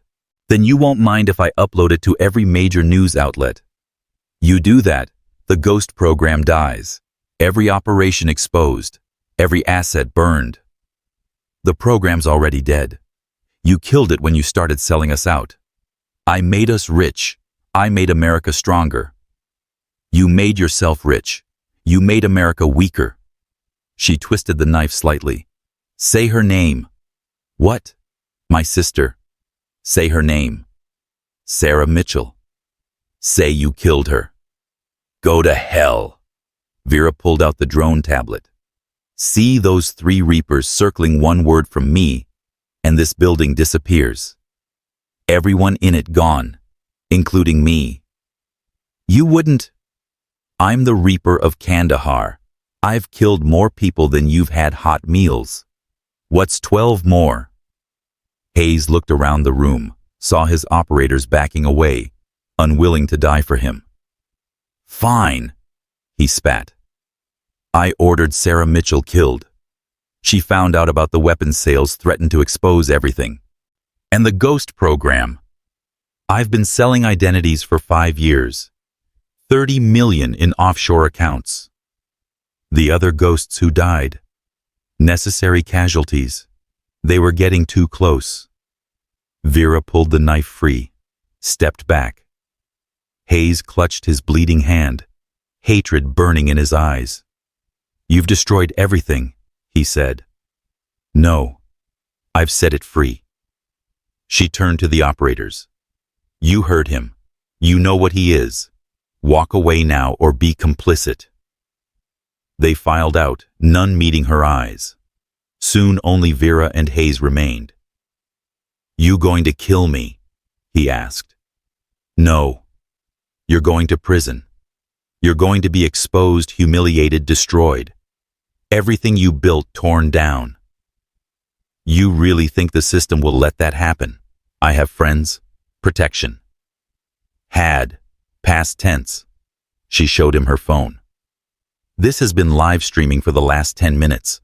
To the Pentagon, the FBI, the Washington Post. Everyone knows now." Hayes lunged for her weapon. It was desperate, sloppy. Vera sidestepped, and he stumbled past her toward the window. "No!" But he didn't stop. Hayes hit the window at full speed, glass shattering as he plummeted 5 stories to the street below. Vera stood at the broken window looking down at his broken body. Sirens were already approaching. Her phone rang. "Maria." "Vera, it's over. Hayes is dead. It's on every news channel." "I know." "Did you?" He jumped. Couldn't face what was coming. "Where are you?" "Finishing something." She ended the call and dialed another number. Katerina answered. "I heard the news. Tragic accident." "The other recording. The attack order." "Check your messages." Vera did. The audio file was there. Hayes giving specific coordinates for the rocket attack, confirming Sarah as the target. "We're even now, Reaper." "No, we'll never be even. But we're done. Until next time." "There won't be a next time. There's always a next time in our world." Katerina paused. "For what it's worth, your sister would be proud." The line went dead. Vera left the station as Thai police swarmed it. She walked through Bangkok streets, anonymous in the crowd, just another foreigner in a city full of them. The ghost program was burning itself down behind her Hayes confession, spreading like wildfire through intelligence communities worldwide. At the embassy, Maria waited with Marcus and the other ghosts who'd survived. They looked at her with something between awe and fear. "What now?" Maria asked. "Now we disappear. Really disappear. The program's dead. We're all burned. Time to become someone else. Just like that. Just like that." Vera pulled out the photo from Kandahar one last time, then lit it on fire, watching her past burn. "The Reaper of Kandahar is dead. Time to be just Vera Mitchell again. And if they come looking, let them come. We're ghosts, remember, we're already dead." As she walked out of the embassy, Vera felt something she hadn't experienced in years: freedom. The weight of Sarah's death, the mystery of it, the need for vengeance, all of it was lifting. Her phone buzzed. Text from an unknown number. "The council knows what you did. There will be consequences." She deleted it without responding. There would always be another threat, another enemy, another war. But for now, for today, she was done fighting. The Reaper of Kandahar was finally at peace. The freighter leaving Bangkok carried legitimate cargo: rice, textiles, electronics, and 3 ghosts who no longer existed in any database. Vera stood at the rail, watching the city fade into morning haze, while Maria slept below deck and Marcus monitored communications from around the world. Hayes's death had triggered an avalanche that was still gathering speed. "Vera." Marcus appeared beside her, tablet in hand. "You need to see this." The screen showed a classified briefing that shouldn't have been accessible to anyone outside the Pentagon.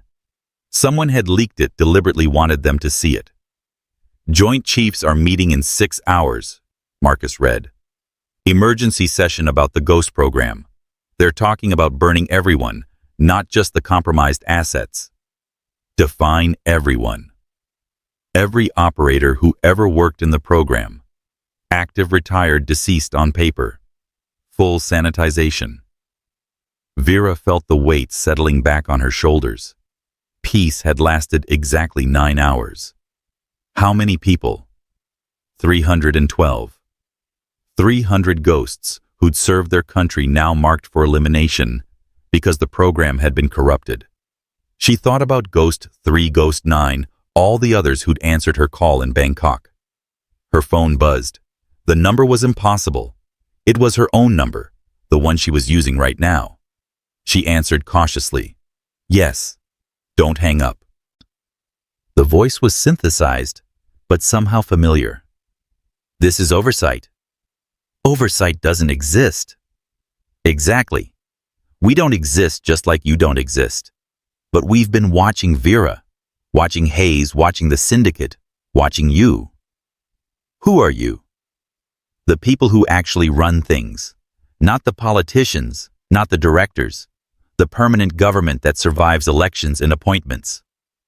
Marcus was frantically trying to trace the call, shaking his head in frustration. The signal didn't exist according to his equipment. What do you want? To offer you a deal. The Joint Chiefs sanitization order, we can stop it. Save all 312 operators. But we need something in return. I'm listening. Hayes was sloppy, greedy, obvious. But he was right about one thing: the Ghost program is necessary. America needs deniable assets, invisible warriors. We want to rebuild it correctly this time. With you in charge. With you in charge. Vera nearly dropped the phone. Maria had woken, was climbing the stairs to join them, saw their faces, and froze. That's insane, Vera said. Is it? You're the Reaper of Kandahar. Every ghost knows your name, trusts your judgment. You exposed Hayes, saved 43 assets in Bangkok, prevented the harvest. You're the only person who could unite the survivors. I'm not a leader. I'm a weapon. You were a weapon. Now you need to be something more. The voice paused. Check your messages. A video file appeared on her phone. Grainy security footage from a conference room. She recognized several faces. Senators, generals, the Secretary of Defense. The Mitchell situation needs to be contained, someone was saying. Her and anyone she might have contaminated with Hayes's files. Agreed. Full termination authority approved. What about the public exposure? We'll say Hayes was a rogue agent. Mitchell was his accomplice. Murder-suicide narrative. The media will buy it. The video ended. That meeting happened an hour ago, Oversight said. You have maybe 6 hours before kill teams deploy. Every ghost on their list will be dead within 48 hours. Unless you accept our offer. Rebuild the Ghost program under Oversight's authority. Clean, compartmentalized, with proper checks and balances. And if I say no, then you run and they hunt you and everyone dies.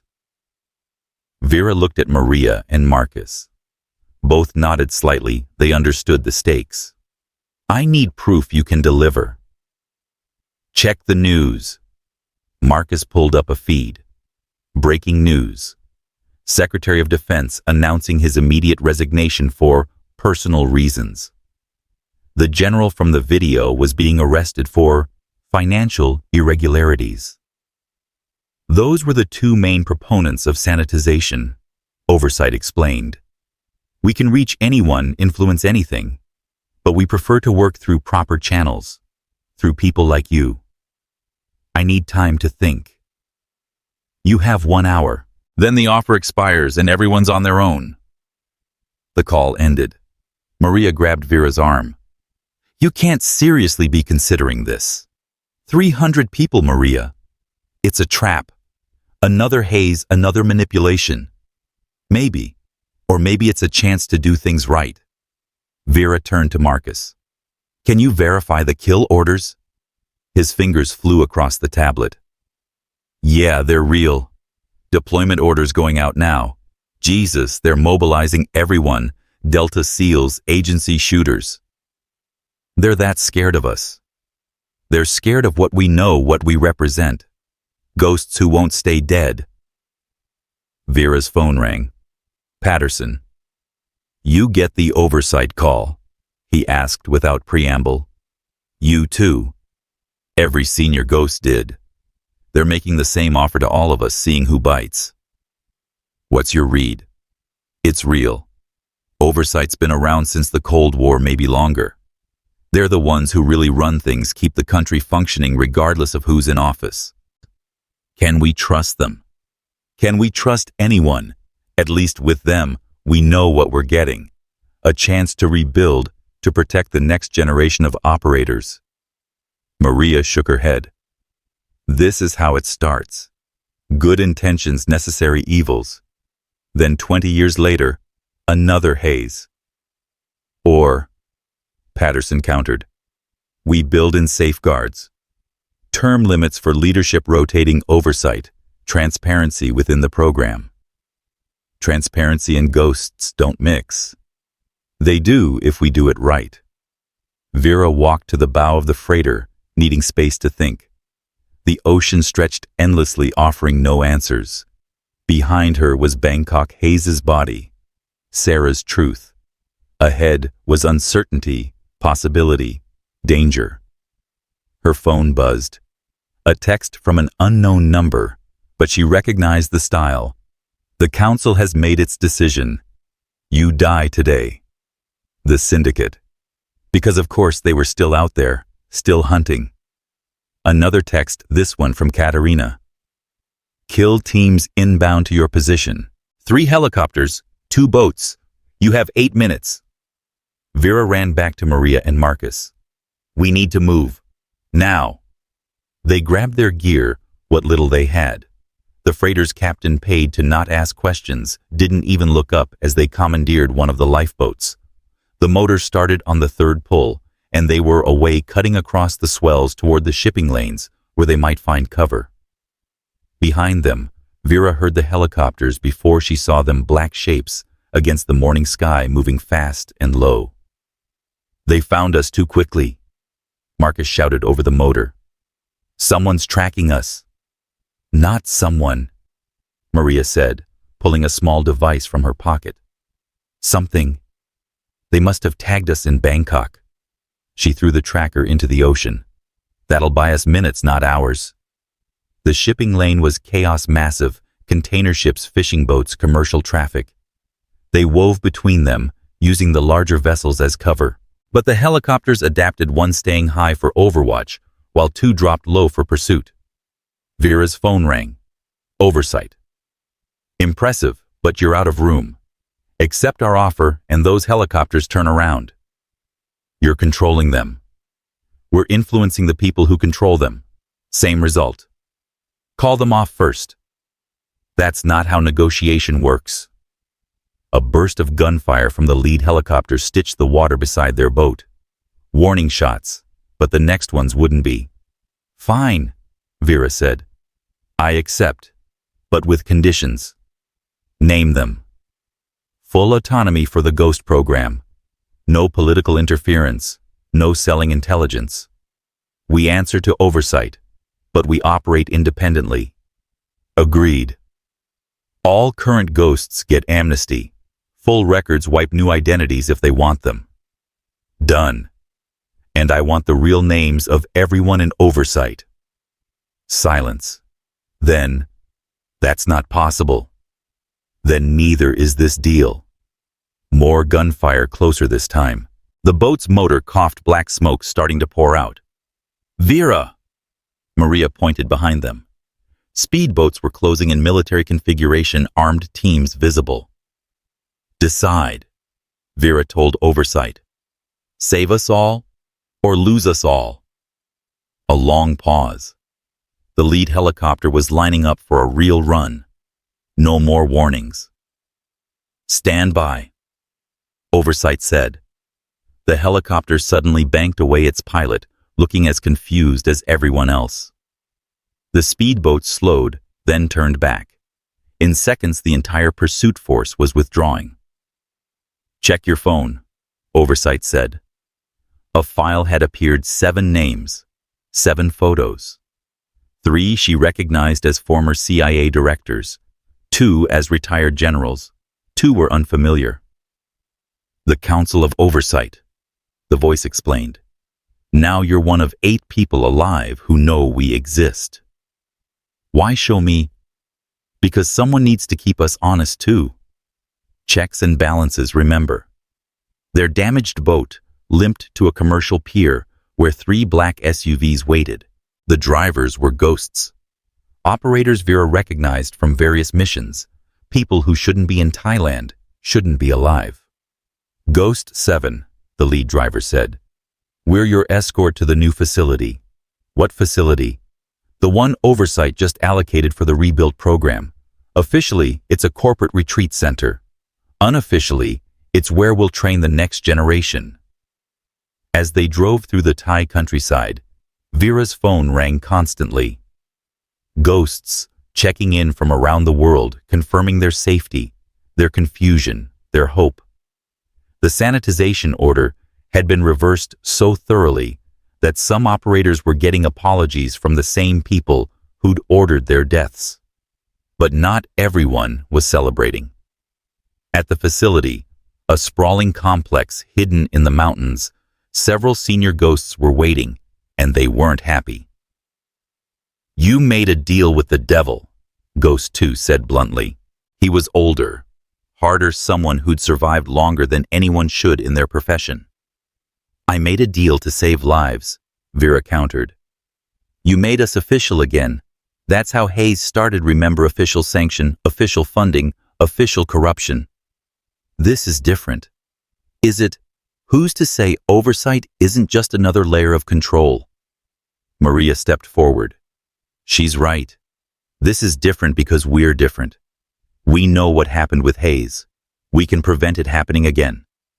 How? By being transparent within the program, by rotating leadership, by maintaining independence. Vera looked at each ghost present. By remembering that we serve the mission, not the bureaucracy. And when Oversight asks us to do something morally questionable, we say no. That's simple. That's simple. We're ghosts.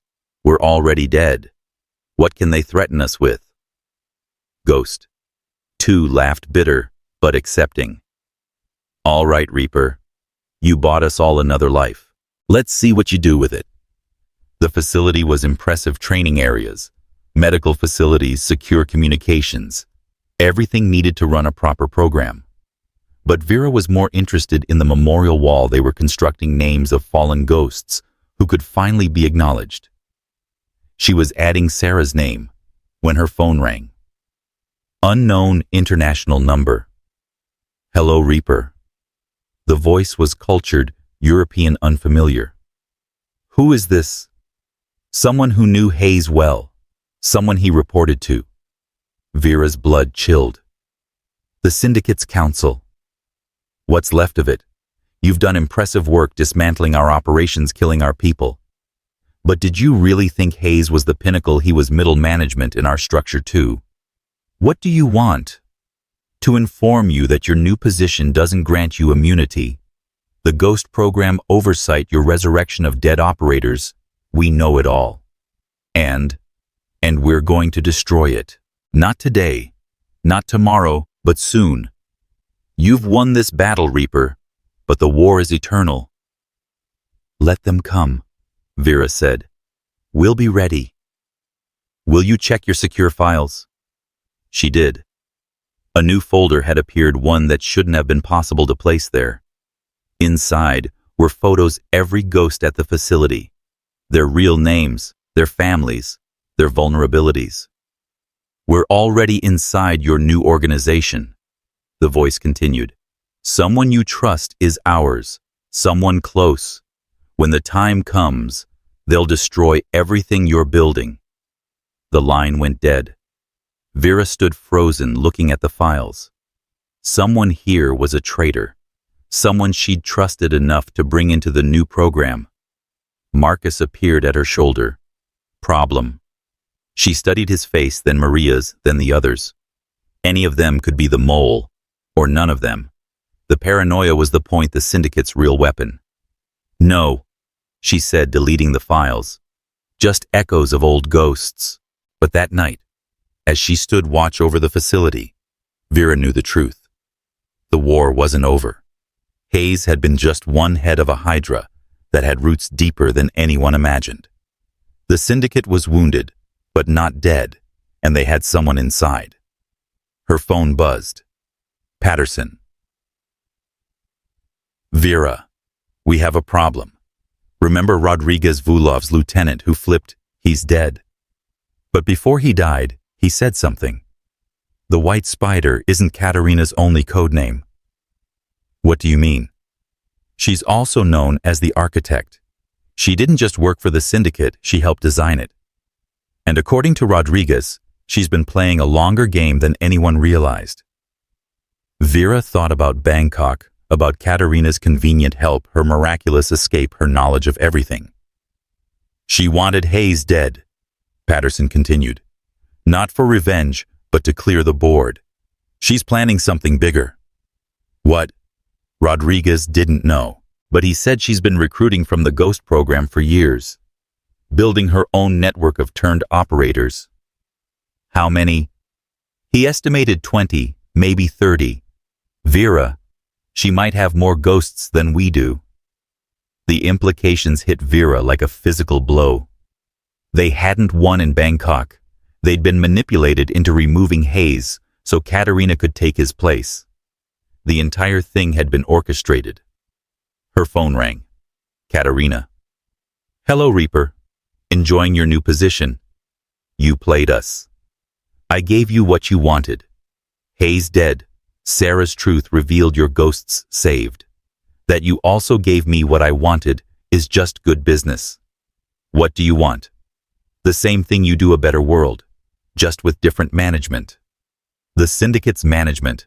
No, my management. The syndicate is as obsolete as Hayes was. Crime, terrorism, national conflicts, all old paradigms. I'm building something new. With turned ghosts. With evolved operators. People who understand that loyalty to a flag is just another form of slavery. Your ghosts serve America. Mine serve the future. My ghosts will stop you. Your ghosts don't even know who they can trust. I have people inside oversight, inside your facility, inside your head. Every decision you make, I'll know. Every operation you plan, I'll counter. Then why call? Why reveal yourself?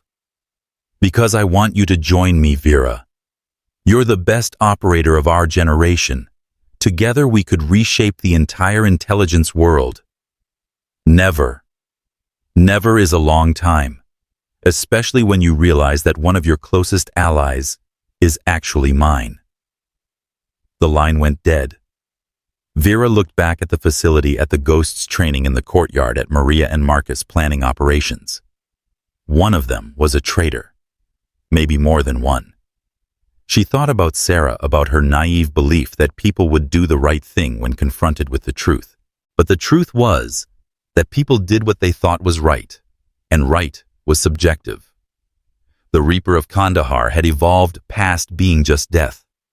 She'd become a leader, a protector, a builder of something new. But evolution never stopped, and predators kept adapting. Her phone buzzed. A message from Oversight. First official mission ready. Are your ghosts prepared? She looked at the memorial wall, at Sarah's name, carved in stone, permanent and honored. Yes, she texted back. We're ready. But as she walked back into the facility, Vera kept her hand near her weapon. Because in a world of ghosts, anyone could be the enemy, and death could come from anywhere. The war wasn't over. It had just become invisible. Marcus met her at the door. Vera, we've got something. Signal intercepts suggest Katerina's moving assets into position. Something big is coming. Where? Everywhere. She's positioning people in 12 major cities. Whatever she's planning, it's global. Timeline. Unknown. Could be days, could be months. Vera nodded. Alert all ghosts. Full operational readiness. What do we tell them? The truth. That we're at war with an enemy we can't see, led by someone who knows us better than we know ourselves. That'll inspire confidence. It'll inspire vigilance. And right now, that's what we need. As she entered the facility's command center, Vera saw the world map covered in markers red for known syndicate operations, blue for ghost positions, and yellow for unknowns. The yellow outnumbered everything else. Maria joined her. Overwhelming, isn't it? No, Vera said. It's clarifying. We know the enemy exists. We know they're planning something. We just have to be ready. And the mole, we'll find them, or they'll reveal themselves. Either way, we'll be ready for that too. Her phone rang. It was one of the Oversight Council. Agent Mitchell, we're reading significant chatter about a major operation. The architect is mentioned repeatedly. Katerina, she's making her move. Our assets suggest she's targeting the G20 summit next month. Every major world leader in one place. She's going to attack it? No. According to our intelligence, she's going to protect it. Stop a terrorist attack that her own people orchestrate, then use the gratitude to position her network inside every major government. Create the problem, provide the solution, become indispensable. Exactly. Classic long-term infiltration. We'll stop her. How? We don't know which governments she's already compromised. Alert the wrong people, and she'll know we're coming. Vera looked at the world map, at all the yellow markers. Then we don't alert anyone. We handle it ourselves. Quietly. Agent Mitchell, that's what ghosts do. We operate in the shadows so others can live in the light. She ended the call and turned to her team. Everyone listen up. We have a mission. The ghosts gathered young and old veterans of countless operations that would never make history books. The enemy has revealed their hand, Vera announced. They plan to use the G20 summit to embed themselves into every major government. We're going to stop them. How? Ghost 2 asked. By being better ghosts than they are. By doing what we've always done, protecting the world from threats it doesn't know exist. And the mole? Vera smiled coldly. The mole is going to help us. They just don't know it yet. She pulled up the G20 venue on the main screen, a fortified conference center in Singapore, multiple security layers, thousands of personnel. In 4 weeks, this becomes the most important battlefield on Earth, not because of who'll be there, but because of who'll be trying to infiltrate it. Every turned ghost, every syndicate asset, every piece of Katerina's network will be focused on this one operation. A honey trap, Maria understood. The ultimate honey trap. And when they're all in one place focused on their grand plan, we end them all, Marcus finished. No, Vera corrected. We save them all. Every turned ghost was once one of us. They chose the wrong side, but they're still operators, still brothers and sisters. We're going to give them one chance to come home. And if they refuse, Vera touched Sarah's name on the memorial wall. Then they'll meet the Reaper. 4 weeks had compressed into 4 days, and Singapore's skyline glittered with false calm as the G20 summit approached. Vera stood in the command center they'd established in a shipping container at the port, watching feeds from 67 cameras her ghosts had placed throughout the city. Every suspicious face was catalogued, every anomaly tracked, but Katerina remained invisible. She's here, Maria said, studying her own screens. 20 turned ghosts confirmed by facial recognition, but no sign of the spider herself. She's watching us watch them, Marcus added from his station. This whole thing feels like theater. Vera's phone buzzed. A text from an unknown number, but she recognized the style immediately. Beautiful evening for a reunion, don't you think? She stepped outside the container, scanning the port. Nothing unusual, just the endless movement of cargo and crews. Then she saw it, a figure on a container crane 200 meters away, barely visible in the shadows. The figure raised something, and Vera's phone rang. Hello, Reaper. Enjoying the view. Katerina. I wanted to see you before tomorrow's festivities. You look tired. The weight of leadership. The weight of knowing what you're planning. Do you really? Because from where I'm standing, you're playing checkers while I'm finishing my chess game. Vera kept her voice steady. The false flag operation your people embedded as security, the heroic save that puts you inside every government, we know it all. Katerina's laugh was genuine. Oh, Vera, you know what I wanted you to know. The real plan is so much more elegant. Before Vera could respond, alarms started blaring inside the command center. She ran back in to find chaos on the screens. What's happening? System breach, Marcus shouted. Someone's inside our network. They're downloading everything: ghost locations, identities, operational plans. Cut the connection. I can't. It's coming from inside our own authentication system. Someone with full clearance. The mole. Vera looked at everyone in the room, trying to read guilt in familiar faces. Then Maria did something unexpected. She pulled out her phone and typed a code. The breach stopped. Everyone turned to stare at her. Maria. Vera's hand moved to her weapon. It's not what you think. Maria raised her hands slowly. I'm not the mole, but I knew who was, and I've been feeding them false information for 2 weeks. What? Ghost 9. Harrison confirmed it 3 days ago. Financial transfers from accounts linked to the syndicate. I didn't tell you, because we needed the mole to believe they were succeeding. Ghost 9 is... Vera thought about the operator. Someone she'd trusted fought beside. Where is he now? Leading the security detail for the Japanese delegation. Exactly where Katerina wanted him. Vera's mind raced. It's not a false flag. It's an assassination. She's going to kill someone at the summit and frame us for it. Her phone rang. Harrison. Vera, we have a problem. The Pentagon just received evidence that the Ghost program is planning to assassinate the Chinese premier at the G20. Your authorization codes are all over it. That's impossible. I know it's fake, but they don't. Military police are en route to your location. You have minutes. Vera looked at her team. We've been played. Everyone out, dispersal pattern 7. They moved with practiced efficiency, grabbing essential gear, wiping servers. Within 90 seconds, the container was empty, except for Vera and Maria. Go, Vera ordered. Not without you. Someone needs to delay them, buy time for the others. Then we both stay. The sound of helicopters grew louder. Through the window, Vera could see vehicles surrounding the port, closing off exits. Her phone buzzed. Katerina. Checkmate looks good on you, Reaper.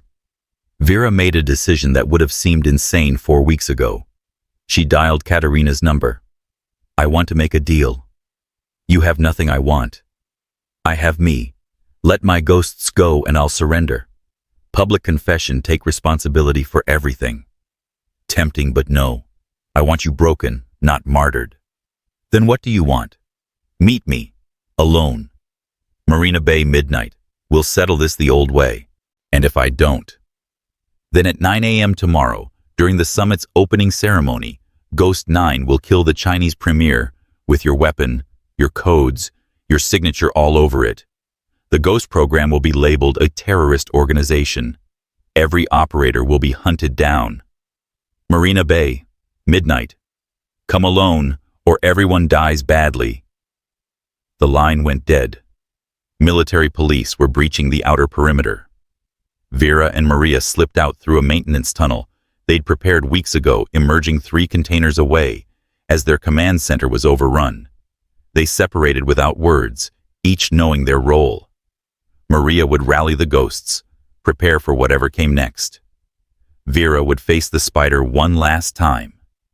Marina Bay at midnight was tourist empty, but far from deserted. Security for the summit had the entire area under surveillance. Yet Vera found Katerina waiting on a bench near the Merlion feeding pigeons, like any other visitor.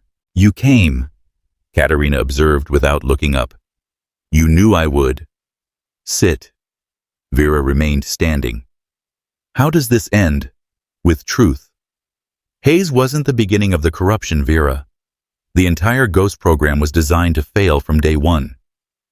"You're lying." "Am I?" "Think about it.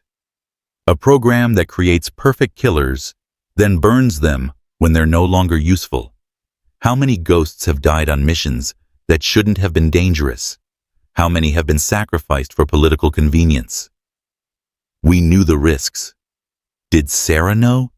Did she know that her discovery of the weapon sales was allowed to happen? That Hayes wanted her to find out?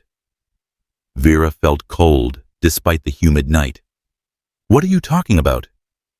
"Your sister was selected, Vera, profiled as someone who would react exactly as she did with righteous indignation with formal reports.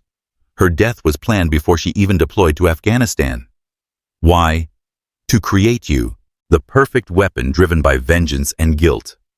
The Reaper of Kandahar wasn't born, she was crafted." "You're insane." Katerina finally looked up. "Check your phone." A file had appeared. Video footage years old, but crystal clear. Hayes in a conference room with people Vera didn't recognize. "The Mitchell sisters are perfect," Hayes was saying. "Sarah's psychological profile indicates she'll definitely report any irregularities she finds.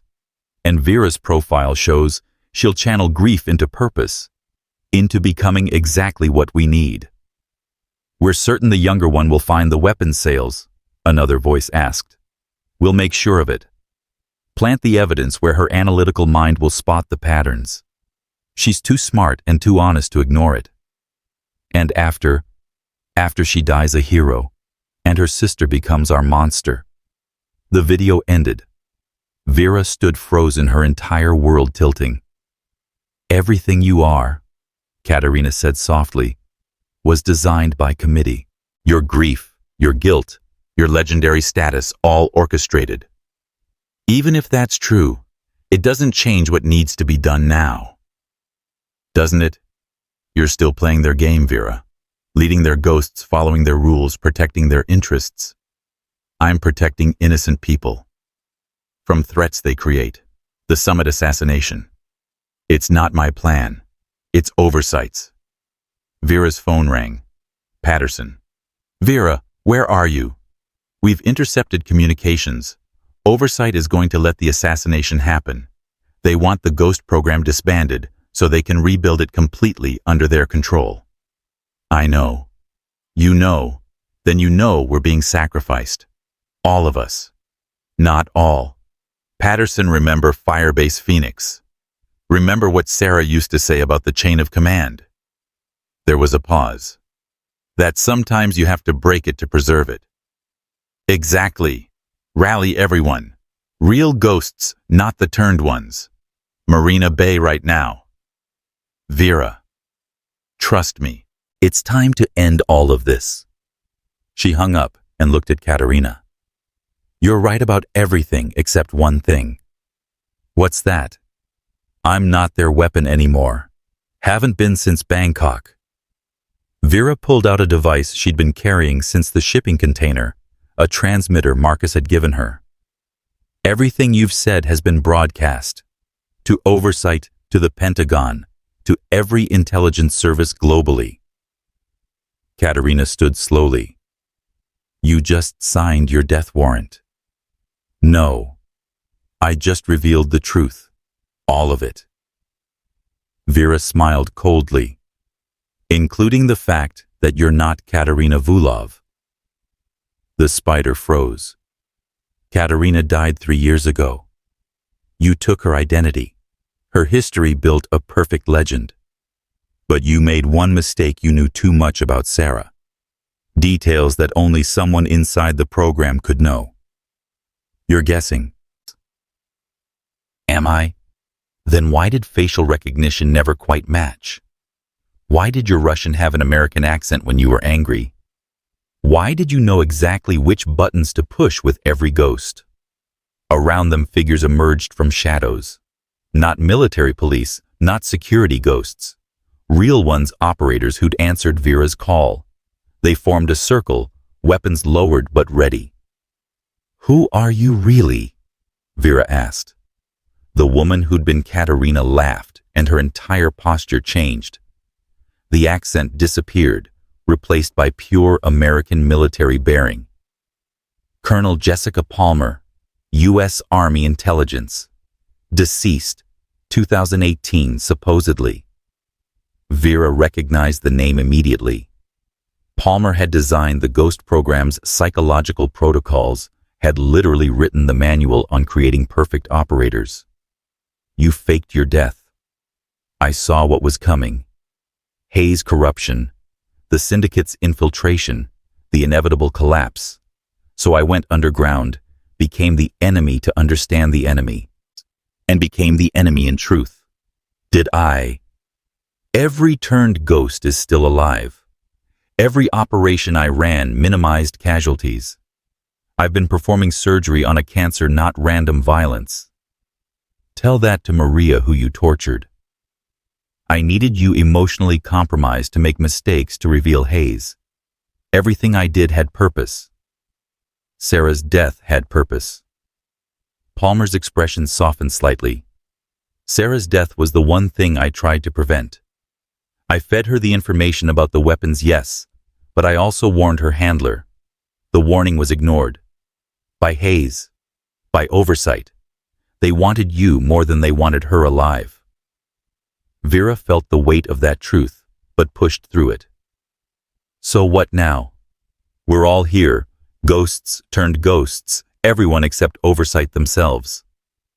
Now we choose, Palmer said. Continue being weapons for people who see us as expendable, or become something else. What? Independent. The Ghost program, but answering to no one except ourselves. No government oversight. No political influence. Just operators doing what's necessary. That's anarchy. That's freedom. Vera's phone buzzed. Message from oversight. Stand down immediately or face consequences. She showed it to Palmer, who smiled. They're scared. For the first time, they don't control the board. Ghost 7. Marcus called out. Summit security is going crazy. They're locking down everything, calling in military units. Let them come, Palmer said. Every ghost in the world is here or watching. If they attack us, they attack their own best operators. This isn't what Sarah would want, Vera said quietly. Sarah wanted truth and justice. We're about to deliver both. Vera looked around the circle. These were her people. Her family of choice. Operators who'd given everything, been betrayed repeatedly, and still stood ready to serve. But serve who? Her phone rang. The President of the United States. Agent Mitchell, I'm ordering you to stand down. I'm not an agent anymore, sir. None of us are. This is treason. No, sir. This is resignation. Every ghost effective immediately. We're done being your deniable assets. You can't just... We can and we are. The summit is safe. Palmer and I will ensure that. But after tomorrow, the Ghost program ceases to exist. And what happens to all of you? Vera looked at Palmer, at Maria, at all the ghosts standing ready. We disappear. For real this time. She hung up. You're serious, Palmer said. Completely. No more programs, no more handlers, no more betrayals. We all just stop. They'll never let us. They won't have a choice. We know too much. We're too dangerous to provoke, and we're offering them a clean exit from a dirty program. Some ghosts won't want to quit. Then they can form their own private security, legal and above board. But the age of government ghosts ends tonight. Palmer studied her for a long moment. You've grown beyond what they designed you to be. We all have. Ghost 9 appeared at the circle's edge, held by 2 operators. He looked terrified, but defiant. The assassin, someone called out. What do we do with him? Vera approached him. You were going to kill the premier. Frame us all. Why? Money, ideology. Does it matter? It matters to me. He met her eyes. Because I was tired of being a tool. At least with the syndicate, I was choosing my master. And now I'm dead either way. No, Vera decided. Now you're free, like all of us. She turned to the others. Let him go. Vera, let them all go. Every turned ghost, every enemy operative. Tonight, everyone gets amnesty. Palmer laughed. You're insane. I'm tired. Tired of killing, tired of betrayal, tired of being the Reaper. Vera pulled out her phone, accessed the Ghost program's emergency broadcast system, something only the program director could use. This is Ghost 7 to all operators worldwide. Every phone in the circle activated, and she knew hundreds more were listening globally. Effective immediately, the Ghost program is disbanded. Not by government order, but by our choice. We've given everything, sacrificed everything, and been betrayed repeatedly. No more. She paused, thinking of Sarah. To our handlers, our governments, our enemies, we're done. The summit will proceed safely because we choose to protect it this one last time. After that, we disappear. Any attempt to find us, recruit us, or eliminate us will be met with the full consequences of disturbing the dead. To my fellow ghosts, you're free. Stay hidden, go public, start new lives, whatever you choose. But the war is over. We're laying down our weapons and picking up our lives. She looked directly at Palmer. To those who would continue the cycle of violence and betrayal, remember that we know all your secrets, all your operations, all your weaknesses. We're choosing peace. Don't make us choose otherwise. The broadcast ended. Silence filled Marina Bay. Then one by one, ghosts began dropping their weapons. Not in surrender, but in liberation. The sound of metal hitting pavement became a rhythm, then a chorus. Palmer stood alone in the circle, now surrounded by abandoned weapons. You really think this will work? I think we've earned the right to try. Vera dropped her own weapon. Jessica Palmer died in 2018. Katerina Vulov never existed. Vera Mitchell, the Reaper of Kandahar, dies tonight. Tomorrow we're all just people. And the summit will go perfectly. Every ghost will ensure it then vanish like morning mist. Palmer considered this, then smiled, the first genuine expression Vera had seen from her. You know what, you're right. I'm tired too. She dropped her weapon. Maria approached Vera. So it's really over. The ghost program is. We're just beginning. Beginning what? Vera thought about Sarah, about her belief in doing the right thing, even when it was hard. Beginning to heal, to live, to be human again. Her phone buzzed one last time. Oversight. This isn't over. She typed back, yes it is. Then she threw the phone into Marina Bay. Around her, other ghosts did the same. Hundreds of phones arcing into the water connections, severing chains, breaking. The sun was rising over Singapore, painting the sky in shades of gold and pink. The G20 summit would begin in 3 hours. Leaders would meet, deals would be made, the world would keep turning. But it would do so without ghosts. Where will you go? Palmer asked. Somewhere quiet. Maybe Montana, maybe Maine. Somewhere I can remember what silence sounds like without gunfire. And if they come for you, then I'll remind them why they once called me the Reaper. But I don't think they will. We know too much, and they know we know. Palmer nodded. For what it's worth, your sister would be proud. She'd be horrified by what I became. No, she'd be proud of what you're choosing to become now. The ghosts began dispersing, melting into the city, as dawn broke fully. Some walked alone, others in small groups, all walking away from their past toward uncertain futures. Maria stayed beside Vera. Partners. Always. Marcus joined them. So, anyone know how to do anything besides kill people and topple governments? We'll learn, Vera said. As they walked away from Marina Bay, Vera looked back once.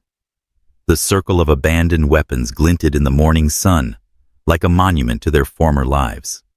Somewhere, a maintenance crew would find them and wonder.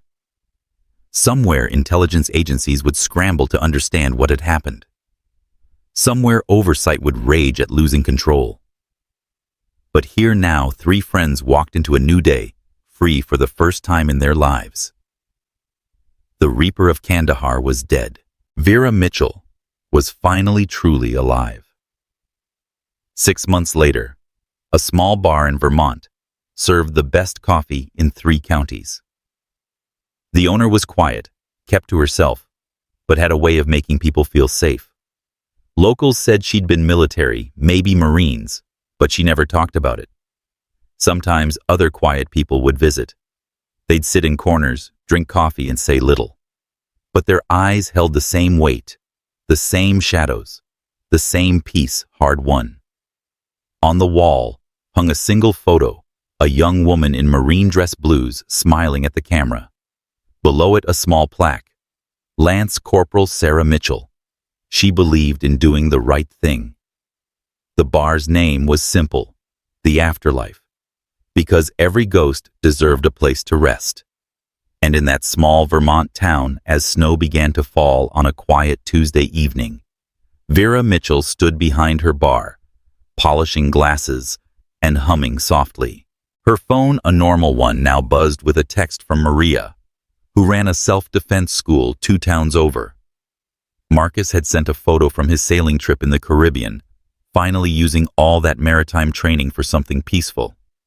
Other ghosts checked in occasionally. Some had become teachers, medics, construction workers. One had become a children's author, turning their tactical knowledge into adventure stories where nobody died. They'd all kept the promise. The summit had gone perfectly, then they'd vanished. No one had come looking, understanding the implicit threat in their silence. Vera looked at Sarah's photo and raised her coffee cup in a small salute. We did it, sis. We broke the chain. Outside, the world went on, unaware that its greatest protectors had chosen to protect something more important, their own humanity. The war was over. Life had begun.